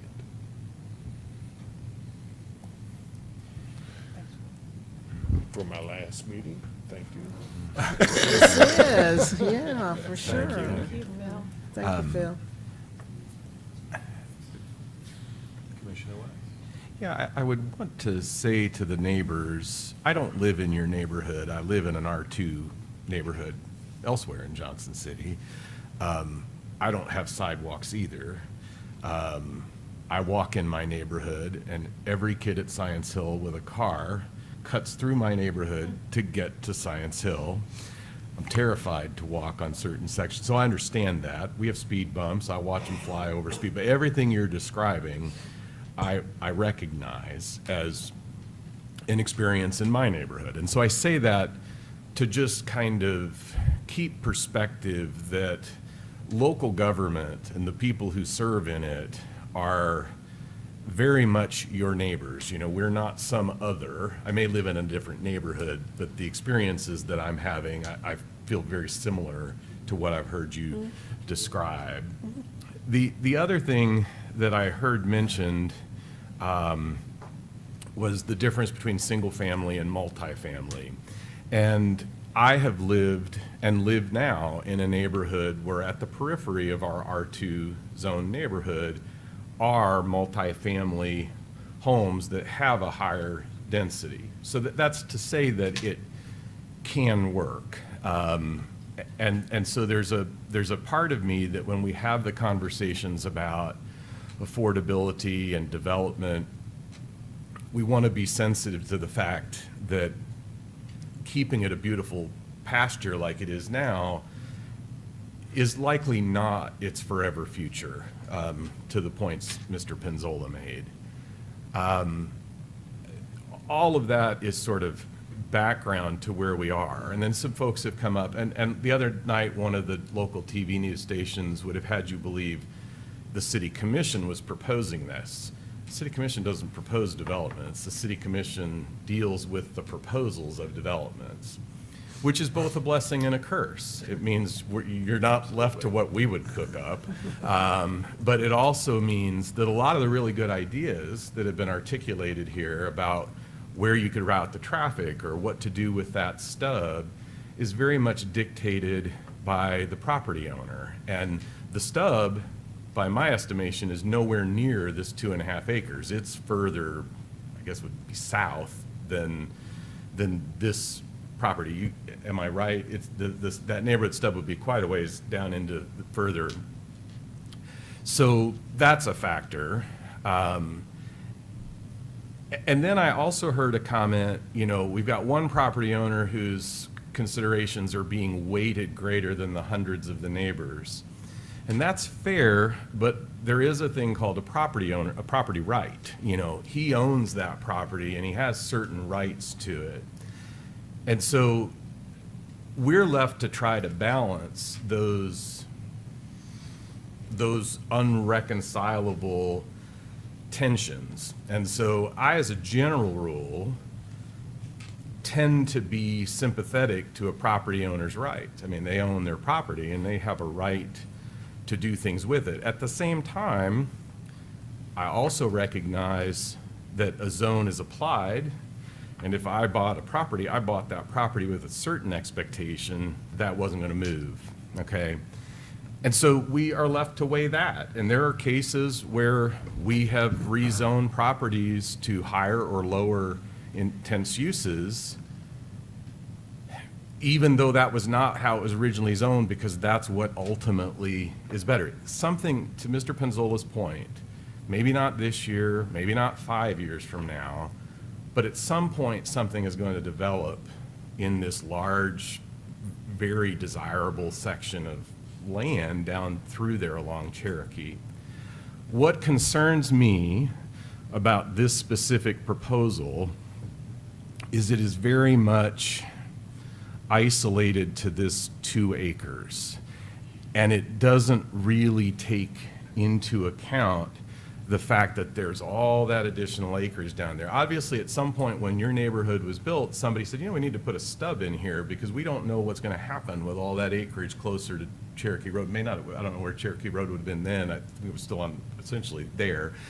But what's going to happen to that property? And my concern with approving this particular concept plan is this 2.5 acres is totally disconnected and in no way taking into account the future development of all of that other property.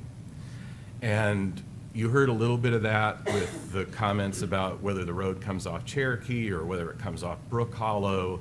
And I am going somewhere, but I just want to let you know that we are not taking this lightly, okay? And to Mr. Myers, we're not taking this lightly.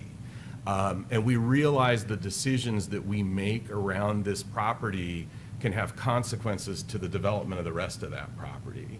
And I, for one, am not super excited about the proposal that's here because I think it treats a large tract. Admittedly, this 2.5 acres is only one tiny piece of that large tract. But I think to approve this is to fail to have any sort of vision for what happens with the rest of that property further down the way. And so in this particular instance, yeah, I said property owner, property rights is a factor. Well, he has a right to develop it as R2. He bought it as R2. It can be R2. This doesn't feel right. This doesn't, to me, represent the best use. If all of that property beyond it were developed and done, fine.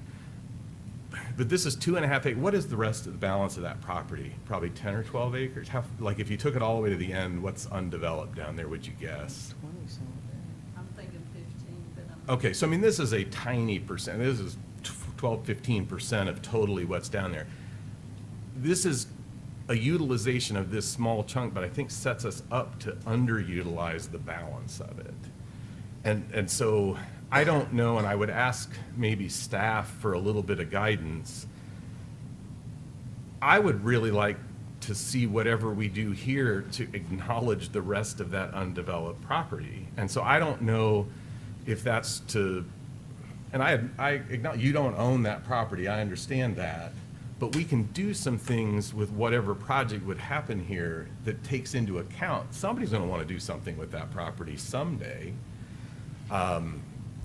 And so I don't know if I'm asking this of planning staff or one of the city manager staff.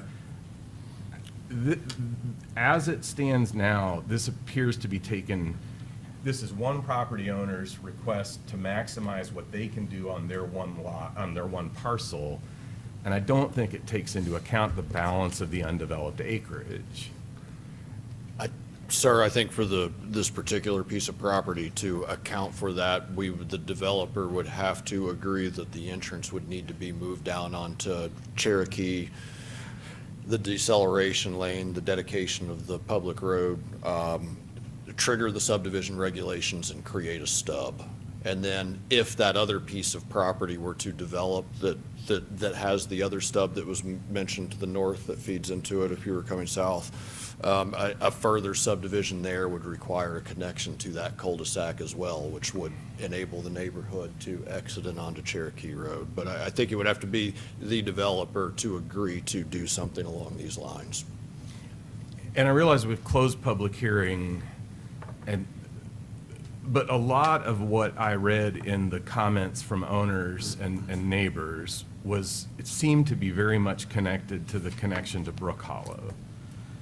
Now, I don't want to characterize your other thoughts and opinions about it, but is it just about Brook Hollow? Or like if it were out onto Cherokee sorry, Mr. Mayor, I'm about to throw your meeting into chaos. But I would like to understand, I mean, how much of this is about it connecting to Brook Hollow and how much of this is about it being developed at all? Yeah, I mean, is Brook Hollow the real, I mean, if you'd raise, is Brook Hollow, is the connection to Brook Hollow the real problem? Okay. I think that's the major problem, but I think. I bought this zone this way, and I want it to stay zone this way, but, I mean. But I think if you sit on my mother's porch on Cherokee Road, that's an issue too. Now you're talking about the safety and traffic on Yeah. Cherokee. Okay. So we need to work on the speed on Cherokee. We've heard, we understand, so. I think you were correct. I think Brook Hollow was the main issue, but Okay. there's issues on Cherokee Road. All right. We can't really, sorry, unless you're raising your hand, yeah, Brook Hollow's the problem. It's just, Right. the only other point is just the two, it's really two questions then. Is it just an issue of moving the exit or the entrance in from either on Brook Hollow or Cherokee? That's one question. And the other question is obviously, as you've mentioned, Commissioner Wise, it's a land use issue of is R2 or R3 appropriate? And if R3 is not appropriate, then I think it would be a waste of the developer's time to come back with another proposal. I think that's the real issue. I would be more comfortable, I haven't spoken much, but I would be a lot more comfortable if this had a deceleration lane and an entrance instead of where it comes out on Brook Hollow is right by the end of Brook Hollow. And if you got people waiting, you're gonna have people waiting in this area themselves that can't even get out into Brook Hollow to get out to there. So, I mean, I understand the way it's drawn up, but I would be a lot more comfortable with a deceleration lane and a right turn into the neighborhood, coming back into the cul-de-sac on the right than coming off of Brook Hollow on the left. So. Yeah. I mean, And I think it's worth noting, sorry, Commissioner Hunter, go ahead. He's still going. I was just going to say, to the mayor's point, the entrance proposed, I don't know exactly how close it is to Cherokee, but it does seem Pretty close. way too close to where pretty that close. creates issues of concern for me. 20 feet. And then, again, what do we call these again, the T-bones? Hammerhead. The hammerheads. To me, regardless of size, they're basically the same as storage units. It doesn't matter how big they are. You're gonna fill them up. There's gonna be tons of basketball goals, At boats, the all end that of kind of us stuff. Parked I'm cars. already looking at, yeah. So, RVs. So I say all of that, I guess, to ask of staff perhaps to revisit. I just think we ought to look at this Do you in have a the. motion? Yeah, I'm trying to figure out what we're asking staff to do. What I would say to the neighbors, there is a growing movement to eliminate single-family zoning. And so if you think R2 is something you can count on for the rest of your life, there are whole states that have changed their laws around single-family zoning. And so, and the reason for that is you look to places like California, that's what's priced housing out of the market in the state of California is single-family zoning. And so there's no such thing as single-family zoning in California anymore. And so having lived in an R2 neighborhood that had R3 at its periphery, it's really not that bad. You don't, it's 16 units. The traffic count off 16 two-bedroom units is not any different than the traffic count off 16 of your houses. My concern is where you're moving the traffic to.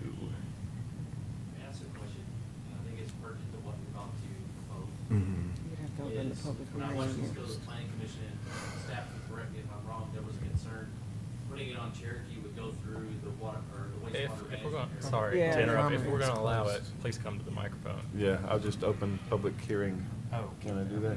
But then, I will open public hearing. Here is comment. I'm sorry, I know this is out of order, but I think it's pertinent to what you're about to propose is, when I watched this to the planning commission, there was concern that the wastewater management was gonna be in that lower left-hand Detention corner. areas right there. And that's where the access was gonna be, and it was not gonna be possible to put the road there due to that reason. And that's just the question is, would that cause the developer to have to change their plan altogether? All right, and I'm gonna, Close it. all right, I got one more. I'm gonna keep it open for one more. Yeah, he's Since he had the petitions.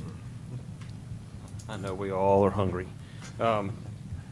To rebut that last question, I believe, I was present for the last meeting, and I believe it was actually the engineers, if you want to go back and look at the minutes, I believe it was actually the engineer's recommendation to come in off Cherokee Road. It was his proposed and more, it worked a whole lot better, I'll just say that.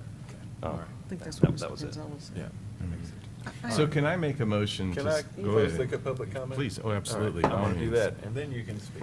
I would make a motion to send it back to committee, which in this case, I would have imagined being a combination of staff and then eventually planning commission, to look at this in relation to not impacting Brook Hollow, but then also whatever we're gonna do with an eye on having a viable path forward for the balance of that, let's call it remaining 12 or 13 acres, and then let us evaluate.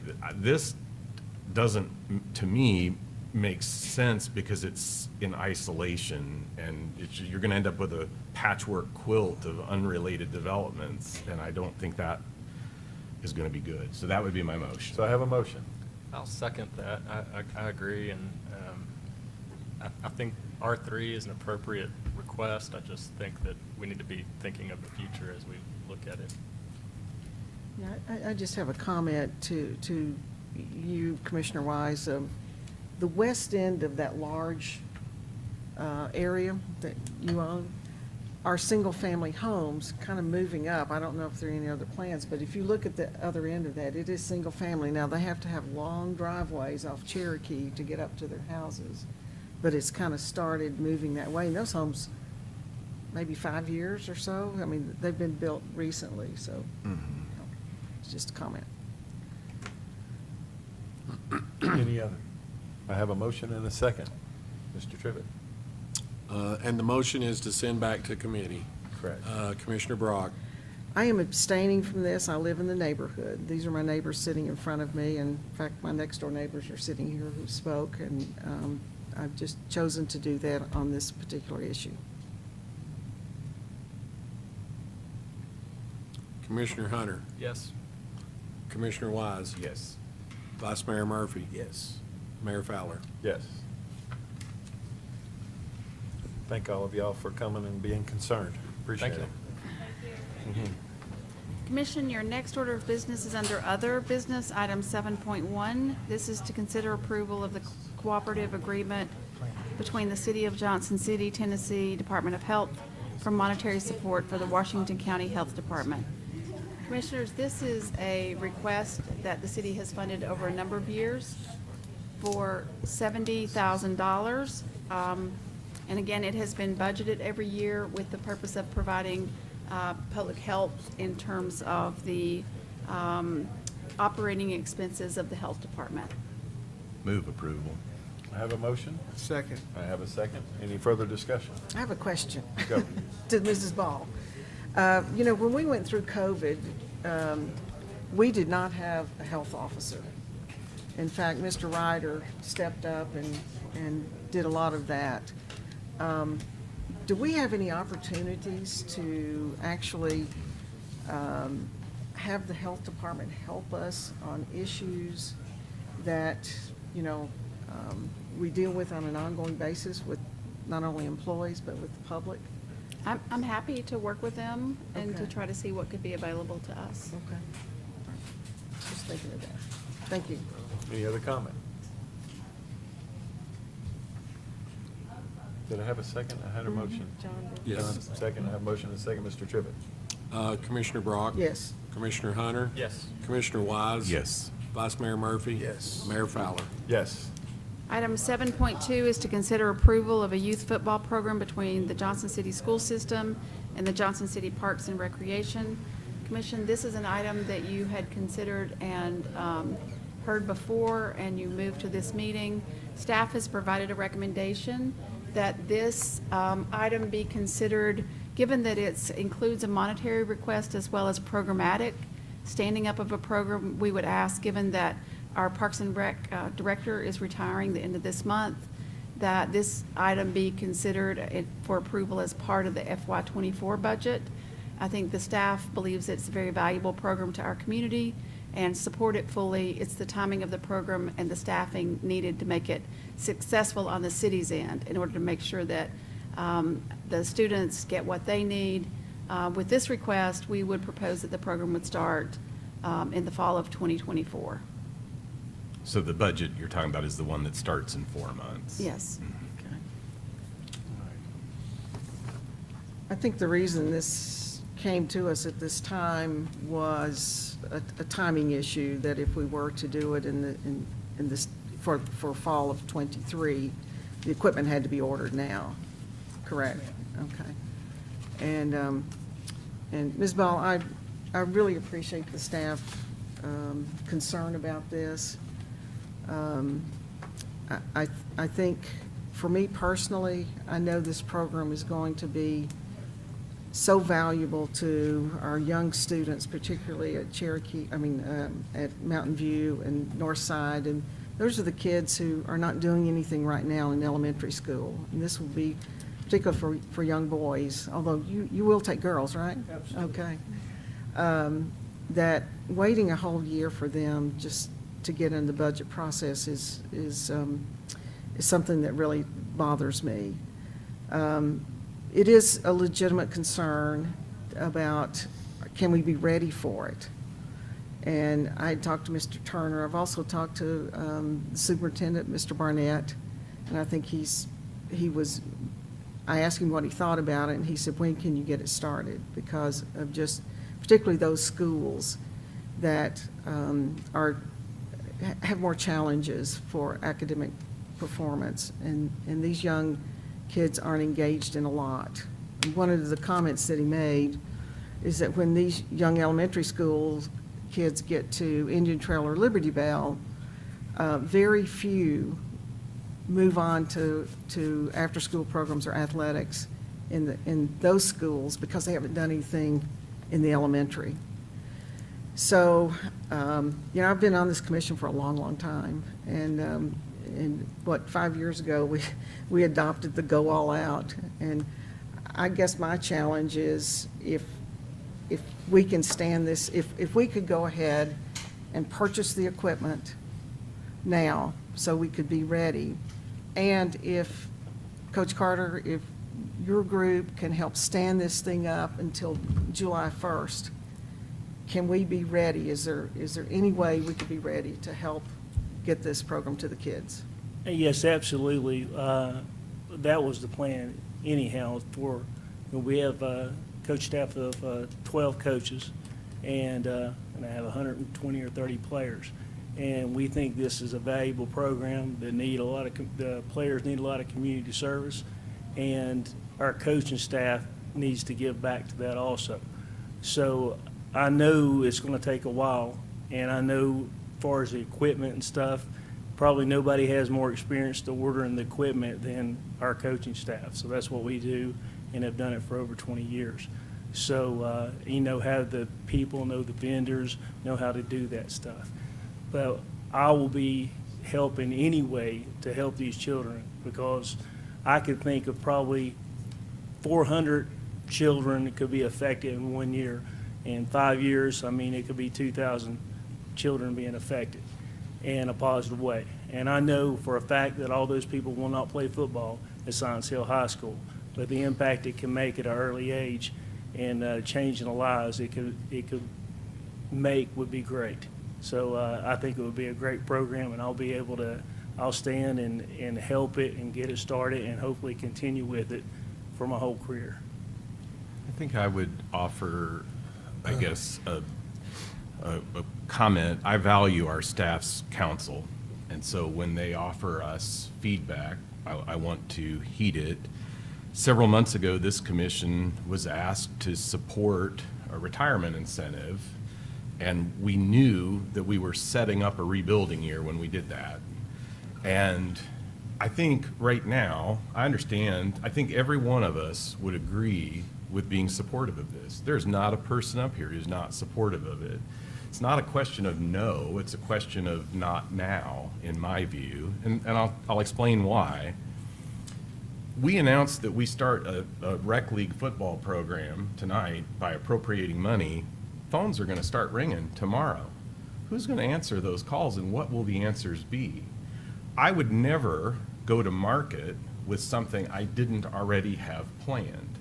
So we already know, by virtue of the staffing decisions that we made relative to the retirement incentive and the TCRS move, we're not going to fill the Parks and Rec Director position until July 1. That means the full-time but seasonally dedicated employee in Parks and Rec who's going to drive this program is going to be hired by somebody other than their eventual boss come July 1. I'm going to paint a picture for you. I'm the new Parks and Rec Director come July. We're impacting 300 or 400 students and their families. We're doing it with an entry-level employee during a season of lax supervision because there's transition at the top of their department. That new Parks and Rec Director comes into a situation where they're facing a deluge of phone calls from parents who, I never got the memo about the practice, or my coach didn't know about the curriculum for character development, or all these sorts of things. Paint a different picture. We go to market now to July 1 to hire a Parks and Rec Director, and we say, hey, the challenge the commission is going to give you, and we're going to back you up, is we want you to come in and stand up an A-plus, best-in-class rec league football program, and you got 8 months to get ready. You got 8 months to figure out how you're going to staff it, who you're going to staff it with, how they're going to set the stage, they're going to be ready to go. In one case, you have a Parks and Rec Director who will resent you from the day they get here for burdening them with something they had no input on. In the other, I think you have something that becomes an attractant to an applicant because this place wants to do something bold, and they think I have something to offer to make that happen. And so I understand the urgency because of the needs and the opportunities with these students, but I think it is critically important that we do it right versus do it fast. And so I'm not a no, I'm just not now. I would tend to agree. I think I'm 100% behind it. I think we're wanting to get to somewhere for a different reason. I think it's a valuable program for the children, but staff, so school board recommends approval, and I appreciate that, but this is a program that's going to be run by the city, which is coming with a different recommendation, and the people who actually have to do the work are the ones that I lean on because they're the ones who have to do the work. I think they can or will be able to do it, but they're not at this point. There's just too much stress and strain. I want the program, but I don't think right now is the best time. I would make a motion to consider it in the context of the budget cycle. Okay, I'm gonna comment here for a minute. So I appreciate Coach Carter coming tonight. He had retina surgery and he's one-eyed up here in front of us, so. You look remarkably well. I have spent probably hours talking to Coach Carter about this, and not just now, but over the last couple of years when we've talked about starting a youth football program. And I called him not long ago and talked to him for quite a while and said, look, if we start this fall, we get the shoulder pads and the helmets, can you do this and do it well this fall, even without Parks and Rec's help, even though it's under Parks and Rec, but have somebody that's overseeing, but they're not that actively involved. Can you do this? And you want to tell me what you told me? Absolutely. We're committed to getting this started. This is something, let's say it's my 13th year at Science Hill. This is something we wanted to get involved in for a long time. And for our high school coaching staff, we think it's that important to kids that we will take our time to do what needs to be done to get this running the right way. I think we probably have more experience with that staff to do things like that. Can we do it long-term? No, but we need to be involved with it forever. And I think that's something that I'm willing to do, or I wouldn't have put it out there. I knew that it was going to be a lot of work on me and some of the staff to do that, to get this started, because there are not a lot of people with a lot of experience. And hopefully it would be attractive where we could hire somebody that really has knowledge of that we can use. But I know that's hard to find sometimes. But without the program, we're just going to keep spinning our wheels. It seems like this has been going on for a long time.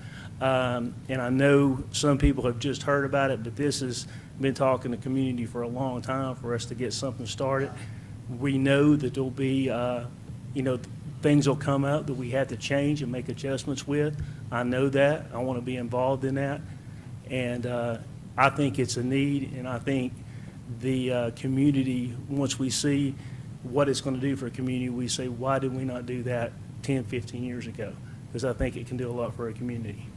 Well, just from a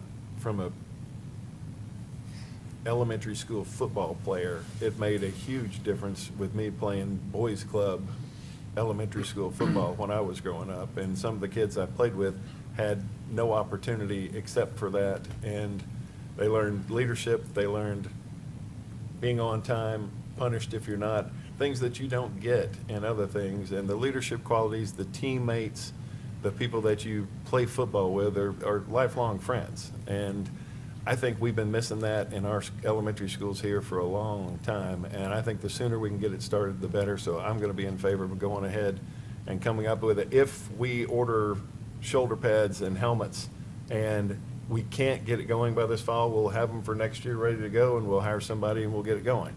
But Coach Carter has coaches that are wanting to be involved. He's going to have the coaches that are certified, and they're going to be good guy coaches. They're not going to be just somebody. It's going to be coaches, parents, other people that are wanting to get involved in doing this.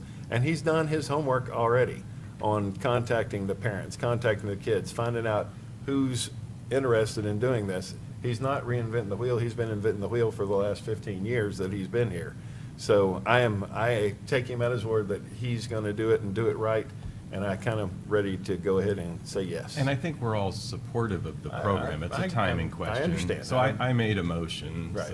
so. Well, and just to add to that, to Coach Carter's point and to Commissioner Wise, to me, I mean, this is a team effort. It's a joint project between you, your staff, and the people who ultimately, as you mentioned, will be running it long term. And to that point, I think it's imperative that the other part of the team be in the discussion of the build, especially since the other half will be the one to manage it for years to come, which obviously y'all would still be heavily involved because y'all are the experts. But I think we got to have a team effort with this and get the people on the team first. Well, I think y'all have been working with Parks and Rec on this, prior to right now.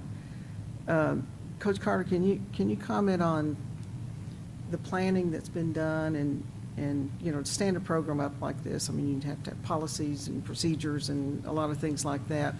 How much is really complete and Well, right now, and Charles is here, we put together, took on some Blount County and for some bylaws, trying to put the bylaws together, somebody that's done it right, like we didn't want to reinvent the wheel, so we've been putting that together. Also, we have sent out our questionnaires, our interest letters to all our elementary school and received a little over 300 responses from that, and that was only like a 4-day period that we did that, and thinking that we'll get more when that gets approved. We also have, went to the cost and the reoccurring cost for the whole program. He can brief that better than I can because I can't see out of one eye right now. But we have that also. We pretty much know the initial cost is a lot of money, but we know once we do that it's going to be a lot less. And if we want it to be self-sustaining, there's ways we could get it to be that way for us to cost too. Understand what he's saying about the staff, that we have to hire somebody good and doing that. But the plan, we need to find, there's not, we haven't had it here in 40 years. So, I mean, there is some planning to do. But I think I'm ready to get started. As soon as, if we get this approved, we'll get started. We'll go out to elementary schools. We'll get the exact numbers. We'll start working on the coaches. But there's no reason to do that until we get that approved first. I think we got a second on the motion. You don't have a Oh, I'll second yet. If I may comment, and I've been hearing for quite some time the desire to start a program that is led by our city. The alternative that we have in place is a detriment and not the good fit for our youth currently. When the management of current programs within our city who lack in character training, safety, who lack in camaraderie, and then they result to athletes who play for you and having that difficulty in leading them because you hadn't had the involvement since they were a youth. I believe in your leadership, Coach Carter, and I believe that you've done homework, and I hear the concerns of our staff here with a lot, transitions that are taking place internally, and as a part of this commission team, I don't think it's right to add any extra weight or stress to their load as we currently have thus far. But with that being said, I hear from you that you are going to manage the start of this program, and the weight of the day-to-day will not be on the staff. Is that correct?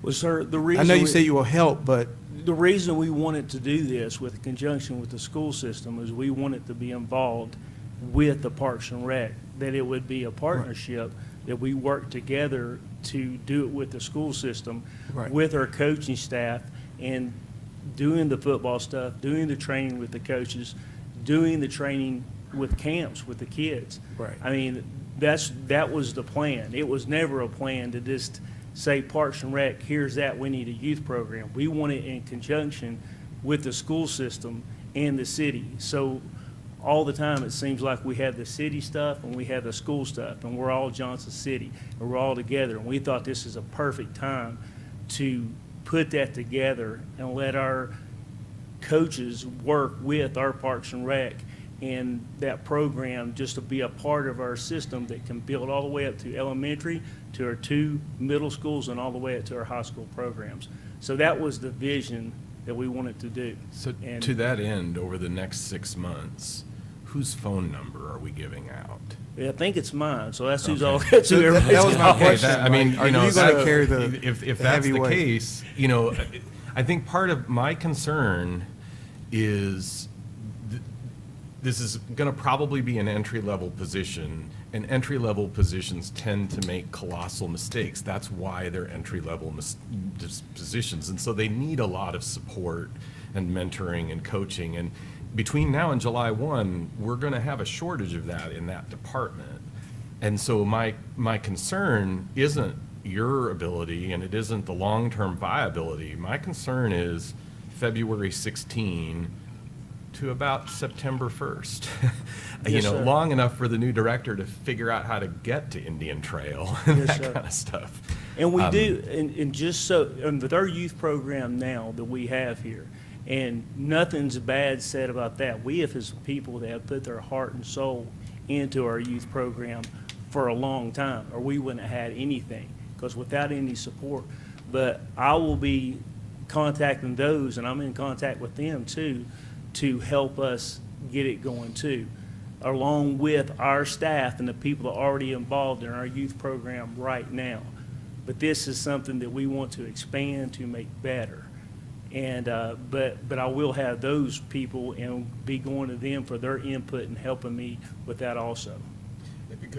I think where I'm coming, I just want the Parks and Rec director, whoever that person is, to be able to come in and look at a departmental budget, look at departmental staffing, because the person who's gonna run this program from presumably what, like probably late June to, when would this end? Probably like October? October. So, Yes, you sir. know, there's gonna be 4 to 5 months of the year where this is gonna take a lot of time, but then that Parks and Rec director is gonna need to find a way to utilize this person through other seasons and other programs. And so I don't wanna hire a new person at a director level and tie their hands. I just think you attract a different kind of candidate when you say, hey, we're gonna support you in doing something, and we want you to be successful. Then, hey, by the way, we started something. Good luck. Have you thought about like, I mean, because this is a big deal, and I really do believe it's needed in our community. I want you to hear me say that. And so you're talking about 400 students. Have you thought about like a pilot program to not open all up to everyone, but like a pilot program to do trial and error, and Like then upper build on. grades even? Like Yeah, maybe like just just like fifth, scale it sixth? back a little bit, where it's not full blown to everything, because. Really, I haven't, because I know that once you start the program, you want the program started from the base level. I mean, we're talking about starting in first and second grade. So I wouldn't just start it at first and second grade, and I wouldn't just start it at, fifth and sixth grade. I Right. think that needs to be started together. I don't think that, I understand what you're saying. Yeah. But, I'm just trying to find a compromise. there's programs, like we have programs now. I think we just need to tweak those programs a little bit. Right. And with this help, I think we can do that. Because like, if it's scaled back more from the standpoint of pilot program, and you physically run it and trial and error it, and maybe year 2, open it up to everybody, it may be more tolerable to get from that angle. Because, I mean, we don't have leadership in Parks and Rec. We're in a state of rebuilding certain management and getting hands on deck to take it and run with it. And so, but if you said, yeah, I'm going to manage it, I'll take care of it, I'll do all the heavy lifting, I hadn't heard that. You said you'll help. That's different than I'll do. But, maybe a pilot program that's scaled back will be more manageable for all parties. Vice Mayor, I think that's a great question or an idea, but I think to Coach Carter's point, I think once people hear about it, it's going to be hard to do that. And again, I think that's another reason why, let's put it in this upcoming budget in a few months. I have a question, and Mr. Triffitt, I'm going to ask you, I don't want to put any Parks and Rec staff in any uncomfortable positions, but we're pretty expert at leagues. We have. In soccer and softball. Yeah, for sure. So we have a system, we have processes and procedures in place to administer and managing leagues. So it's not going to be start from scratch of anything. So I guess the question is, we may be without a Parks and Rec director, we will have an interim. Correct. And then all of the people who works in Parks and Recs who run all the leagues are there. So we're not going to be down in staffing in the department. It's just the Parks and Rec director, correct? I just want to make sure that I'm clear on that. We're talking about adding a staff Say that'd be person. hard to. Yeah, we're talking about adding a staff person or two, and that's the confusing now, because running a football program is a lot different, especially when you add cheerleaders, but based on the number of football players that's on the field, the type of equipment that they have to have is a little different than running soccer or softball or baseball or something like that, of that nature. So we don't know if one staff person is going to be able to handle this during the heavy part of the season from June to September, or if it's going to take multiple staff people. And from what I understand from my conversations with the Park and Rec director now, is the people who are already in place to run those programs, it's a year-round thing. They're having to recruit coaches, they're having to recruit referees, they're having to recruit volunteers, they're having to do that all year long. And then when the actual season hits, then all the planning has been done, all the upfront planning and procedures that are already in place. And so that takes through the season, but then as soon as the season's over, all that has to start over again. So it's pretty much a year-round workload for those existing people in softball and in soccer. So that's why the first comment they had when they first started bringing this program up is, we're going to have a specific person to run this program, because it's going to be a year-round thing. And we don't know if it's going to be one or if it's going to be two. And then the other concern that I have is, as quickly as we're going through this, once you guys approve this, if you do, and we start this, we start getting those phone calls, we've got to start having forms, insurance releases, we've got to start having outlining coaches, going through coaches training for this character building, all the volunteers that are going to want to be there, the parents who are going to want to help coach their own kids. There's a lot of process that's going to go into this in order to do this by the time the season starts. And then the other side of that is the games are going to be played at Liberty Bell and at Indian Trail. Is that correct? Yes, Is that where the games are going to that be would played? the plan, yes, sir. So they'll all go toward whichever school they're going Yes, to be sir. going to later and playing from those fields. And we're undergoing, right now, we're in the middle of design of doing the turf upgrades to Indian Trail. That's a big process. There's a lot of drainage issues that's going in, there's fencing that's going in, trying to get that turf in. Once we get the design done and get everything approved, that'll go out to bid. With the type of environment that we're in right now, with delays on shipping and delays on contractors and putting those things off, I'm not so sure we would have that field ready for the fall for them to actually even play on as well. So that was another concern of mine too. If that happens, would you move everything to Science Hill? If that happens, we'd have to move everything to Science Hill. And I'll talk to Coach Turner And with all about the that. other sports, that concerns me. I mean, it's already a struggle with the load that is on there and what they're trying to do, even with what's not ready at Indian Trail that's having to come to Liberty Bell or Coach, Science Hill. will they practice at their elementary schools? Is that where practices will be? Yes, if the team has enough, like say, we probably have to combine a few. The proposal I had were 5 teams based on the questionnaires, and I think that could change a little bit. But yes, they would practice at their elementary school. And most of the schools have a green space where they can practice. So have y'all, you've been working on coaches, finding coaches? Right now, until we do that, we're going to have a meeting to open that up. So we didn't want to go ahead and get the coaches until we actually knew that we were going to have a program or not. So we haven't done that yet. So it's probably time to vote on something. Probably time to vote on something. We do have a motion and a second, and I believe it is to delay it for 1 Well, year. to put it into the budget process, which that's effectively what it would do, yes. The motion is to consider this program in the context of the budget cycle for fiscal year '24. Which means this summer. Which means this summer, starting July 1. All right, Mr. Trivett. Commissioner Brock, No. Commissioner Hunter, Yes. Commissioner Wise, Yes. Vice Mayor Murphy, No. Mayor Fowler. No. So do I have another motion? I make a motion that we order equipment. We order the equipment. Go ahead and order equipment, and what do we do? Yeah, I mean, who's responsible for it for the next 6 months? So,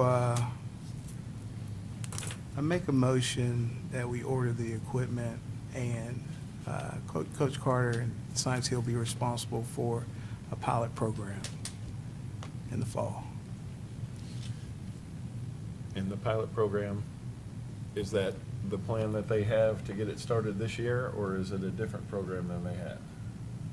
Considering that if they commit to providing all components that's needed for volunteers, referees, location, and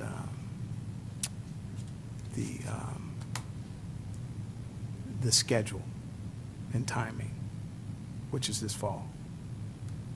If you will commit to taking full responsibility without adding load to the staff, the city be responsible for the cost of the equipment. Said responsibility for the scheduling and the Yeah. equipment. Total and- responsibility. We'll try and get you help. We'll get you help, but you take full responsibility. Because Yes, what and- I'm hearing from staff, I'm not getting, like, I'm not confident that staff, from what I'm hearing from staff, they're able to handle this fully. So we would order the equipment. No, we order the equipment. We We're get what you responsible. want, yeah. The Yes. royal we in the ordering of the equipment. Yes. And then the you and the You we. I understand. Order the equipment needed. And I store say the it because I equipment. trust your leadership. There's a lot of support in this community for this program. I don't think we will have a problem with volunteers to help. This has been a talk for a long time and wanting this to take place. So, Yes, sir. And I will the scheduling and the equipment, and hopefully we can store that equipment in Freedom Hall. That would be a big deal for us to be able to do. And when the Parks and Rec, we went through the board and talked to them, they thought that would be a possibility, so that would really help. So we'd have a place to store it. Does that, just shifting gears, does that present any issues around early, well, we wouldn't have any early voting this fall, but where would you be storing in Freedom Hall? It is the locker rooms that we used to store equipment in, and they're going through the pool area on the left. There's a couple locker rooms. Okay. And that's what Secure. we're discussed. So I think the question is, can you run the program the first year? Yes, ma'am. So I guess if it's being run effectively by the school department, does that create an issue of us with maintenance of effort with the funding? Well, all we're doing it right now It's is just just the buying equipment. buying the equipment.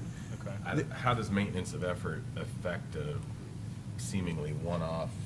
Well, I just wanted to make sure that that wouldn't be. that Right, no, this it's a would be fair one. question. I'm just wondering if you buy something you're not gonna buy It's not again. it's not through the school system we're buying it. Yeah, we would not transfer the money to the school. We would actually purchase it, so it would Purchase be it Yeah, within the through the city's. purchasing department. And- And then we do it every year when we upgrade them. see, the alternative, what we have, I know you can provide better than what's currently in place. With safety, coaches with character and accountability, all the above. I trust that you can raise the bar tremendously with what's currently provided to our community. That raises a concern across the board for a lot of people. Yes, sir. I have a motion. Do I have a second? Second, sorry. Could I make a comment too? I just want to address the vice mayor there about, I really feel, I want to kind of defend Park and Rec. Park and Rec is able to do the program and they could handle it. I feel like what we wanted to do is just get a little breath of time to be successful. We want it to be very successful. It's not the fact that we just don't think it's a program we can handle. We're Yeah. handling other programs. Yeah, We just want to be successful at it. Right. And I wanted to come from a place of not wanting to add to your plate. Thank Because you. I understand what's Not to going burden on here. Parks I and really Rec. do. And we as a commission, we care about our staff. I have a motion and a second. Any further discussion? Did Commissioner Brock second that? Yes. did. Okay. Can you reread the motion? The motion is to order the equipment and have Science Hill High School Coach Carter to oversee the program and operate for the first year. And then it would roll under Parks and Rec in Year I guess two. the I guess playing the- season of '24, is that, okay. Right.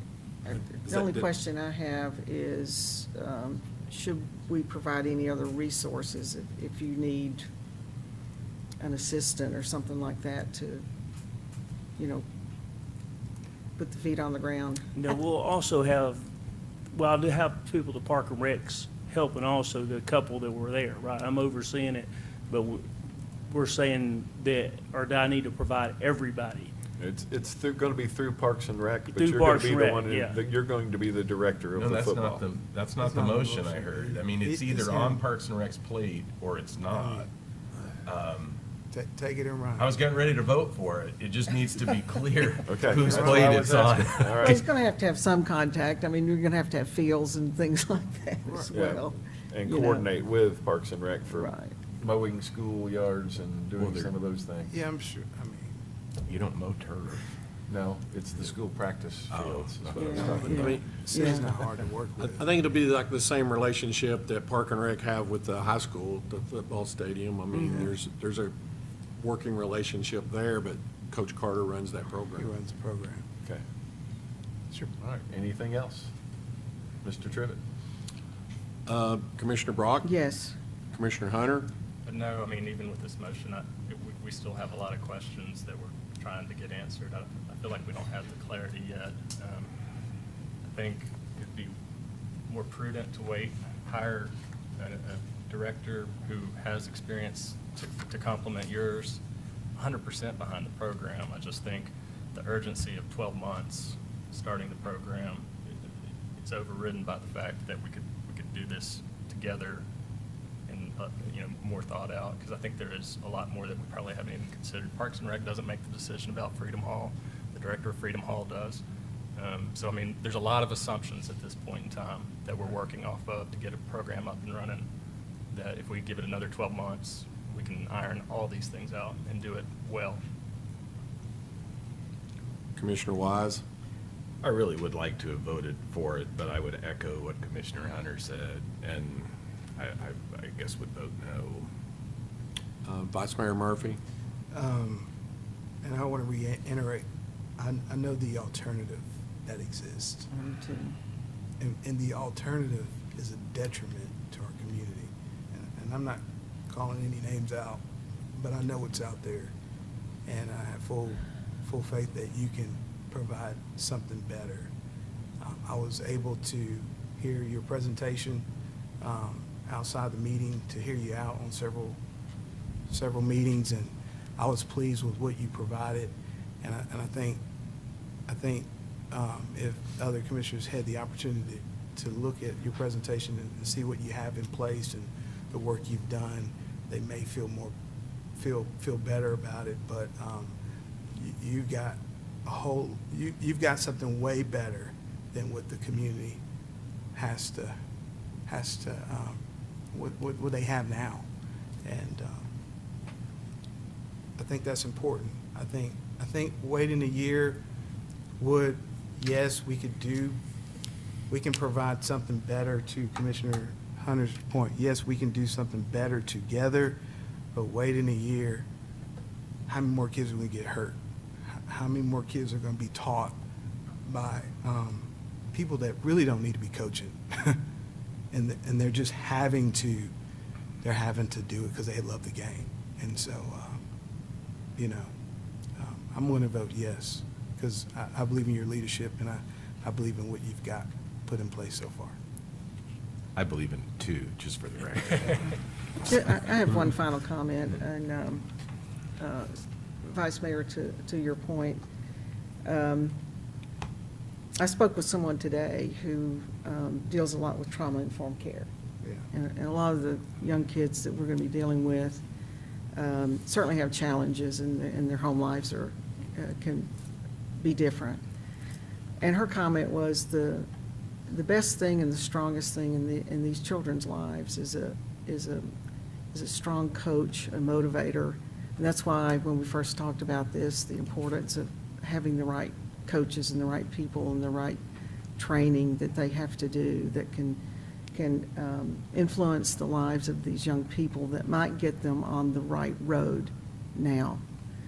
So for those reasons, and honestly, it's not about football for me. It's about having a strong program that these kids we are missing. They're not playing soccer.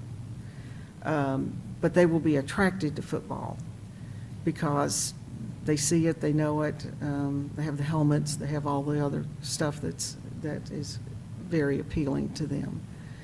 And so I don't want to wait a year for those kids. You know, 1 year they could be that much more in need of things to help them get on the right path. The other thing, being someone who's worked a long time in kind of sports and recreation, these people are experts. And so you take a group of kids, you know how to organize them, you know how to do this kind of stuff. So I know it can be done. I mean, I just have absolute faith that it will be done. And I think we'll be talking down the road that we're glad we did it this way. And I'm sorry to go against Mrs. Ball, the recommendation of staff, but those are the reasons that just really kind of compel me to be in support of this. And so, Coach, we've got a lot of high hopes in you. Then it's not hopes. I know you're going to do this, but. Can I say? Yep. With this, our middle school coaches too will be involved with this also, all the way down, the one that's feeding in their schools. So I'll be taking those coaches to the elementary schools also. So that way, because that's the ones that are going to feed into their schools. So we're going to get those guys involved, and we're going to get our whole coaching staff involved. This is what we want to do. We're also going to get people from the community to help also. There's good ones out there that's already involved with our youth program, and I think that we'll be able to get this up going pretty soon. I still have to vote. Yep, the vote's a tie now, 2-2, so. Mayor Fowler? So, as I said, I've had long discussions with Coach Carter, and if it weren't for his assurance, I would not be voting for this. But after speaking with him at length and knowing, I know most of the coaches from middle school all the way up that he works with, and I know that they want this to be successful. They're going to bring their players. They're going to have role models. They're going to have leadership. They're going to have somebody that they may not have in their life, and we need to start that as soon as possible. So I'm voting yes. Motion passed. Thank you. Thank you. Especially post-op with a one eye going, so we appreciate you coming. Go home and rest. Yeah, please lay down like your doctor told you to, probably. Commission, the next order of business is item 7.3. This is to consider approval of the revised intergovernmental agreement concerning economic development in Washington County. And Alicia Summer, our Economic Development Director, is here to speak to this. Good evening, Commissioners. I swear I will not take longer than 31 minutes. But we've got a lot of questions. Just kidding. You all have in your packets the revised intergovernmental agreement for the Washington County Economic Development Council. And what we were going to do was ask you to approve that tonight as to form and content. But what we would like to do is request that we get that moved to the March 23rd City Commission meeting for approval.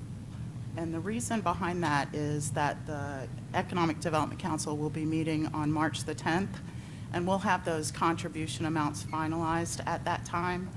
And so the document will be complete. Do we need a motion to put it on the table? Otherwise, till we'd have to March? approve it twice for two different. That's exactly right. So do we need a motion to Motion put it to on the defer? table to the 23rd or whatever the second meeting of I March? think you Meeting in can make a March. motion to defer. I don't think you have to do it to a date certain. Okay.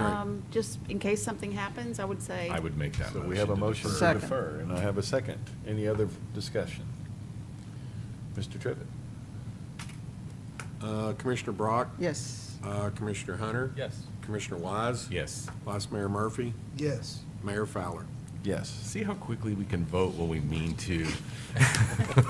We should have you up Something. first, so you'd have to see. If we just I say have all yes, these it goes papers very I can quickly. talk about. You can bring it back at our next meeting when we're going to vote for that. Thank you all. All right. Thank you. Thank you. I have just another, just a shout out to the employees who will be leaving us at the end of this month. We spoke about the deficit that's going to be here a lot during this conversation. And, but we also, I know that you all we have opportunity to celebrate them, but we also want to just acknowledge at this meeting that we will be losing a lot of value when they retire at the end of this month. So thank them for their service. That's all I had. Anything else? We'll start over here. Commissioner Wise. I'd forgotten we do this. I have nothing. Vice Mayor Murphy? No, sir. Just excited to celebrate President's Day on Monday. Because the bank's You closed, right? bankers. And for the rest of you, the Always bank's closed. bankers. I gotta work. Bankers so. and postal workers, That's right. it's a big deal. We gotta work. Commissioner Brown? Couple of things, yes. As y'all know, we got the spay-neuter clinic opened. We had the ribbon cutting. It went extremely well. I really want to get you guys out there. You've got to see what's happened. It's really kind of state-of-the-art, what we have at the shelter. So we're going to plan something to get you all out there. And to Mrs. Ball's point, I'm going to get emotional, I think. We've got a lot of people who we've known for a long, long time who are going to be stepping out at the end of February. So I want to thank them tremendously for everything they've done. They have created the culture of this city, and I couldn't be more proud to have spent these last 10 years here with them. Best of luck. I'm retired, so Chief, I see you sitting back there. Just be careful of the first call you get when it says, "Would you?" I'm not taking any calls right now. But thank you, Chief Turner. You're sitting in here. I don't see anyone else, but it's been great, and a lot of friendships and a group of people I couldn't be more proud of. And anything else? Well, we will have some going away things next week that I'm sure we will participate in, so we'll get to maybe hug some people and not just say goodbye. So we do appreciate everything. If there's nothing else, I will adjourn the meeting. I'm not a hugger. Oh, yeah.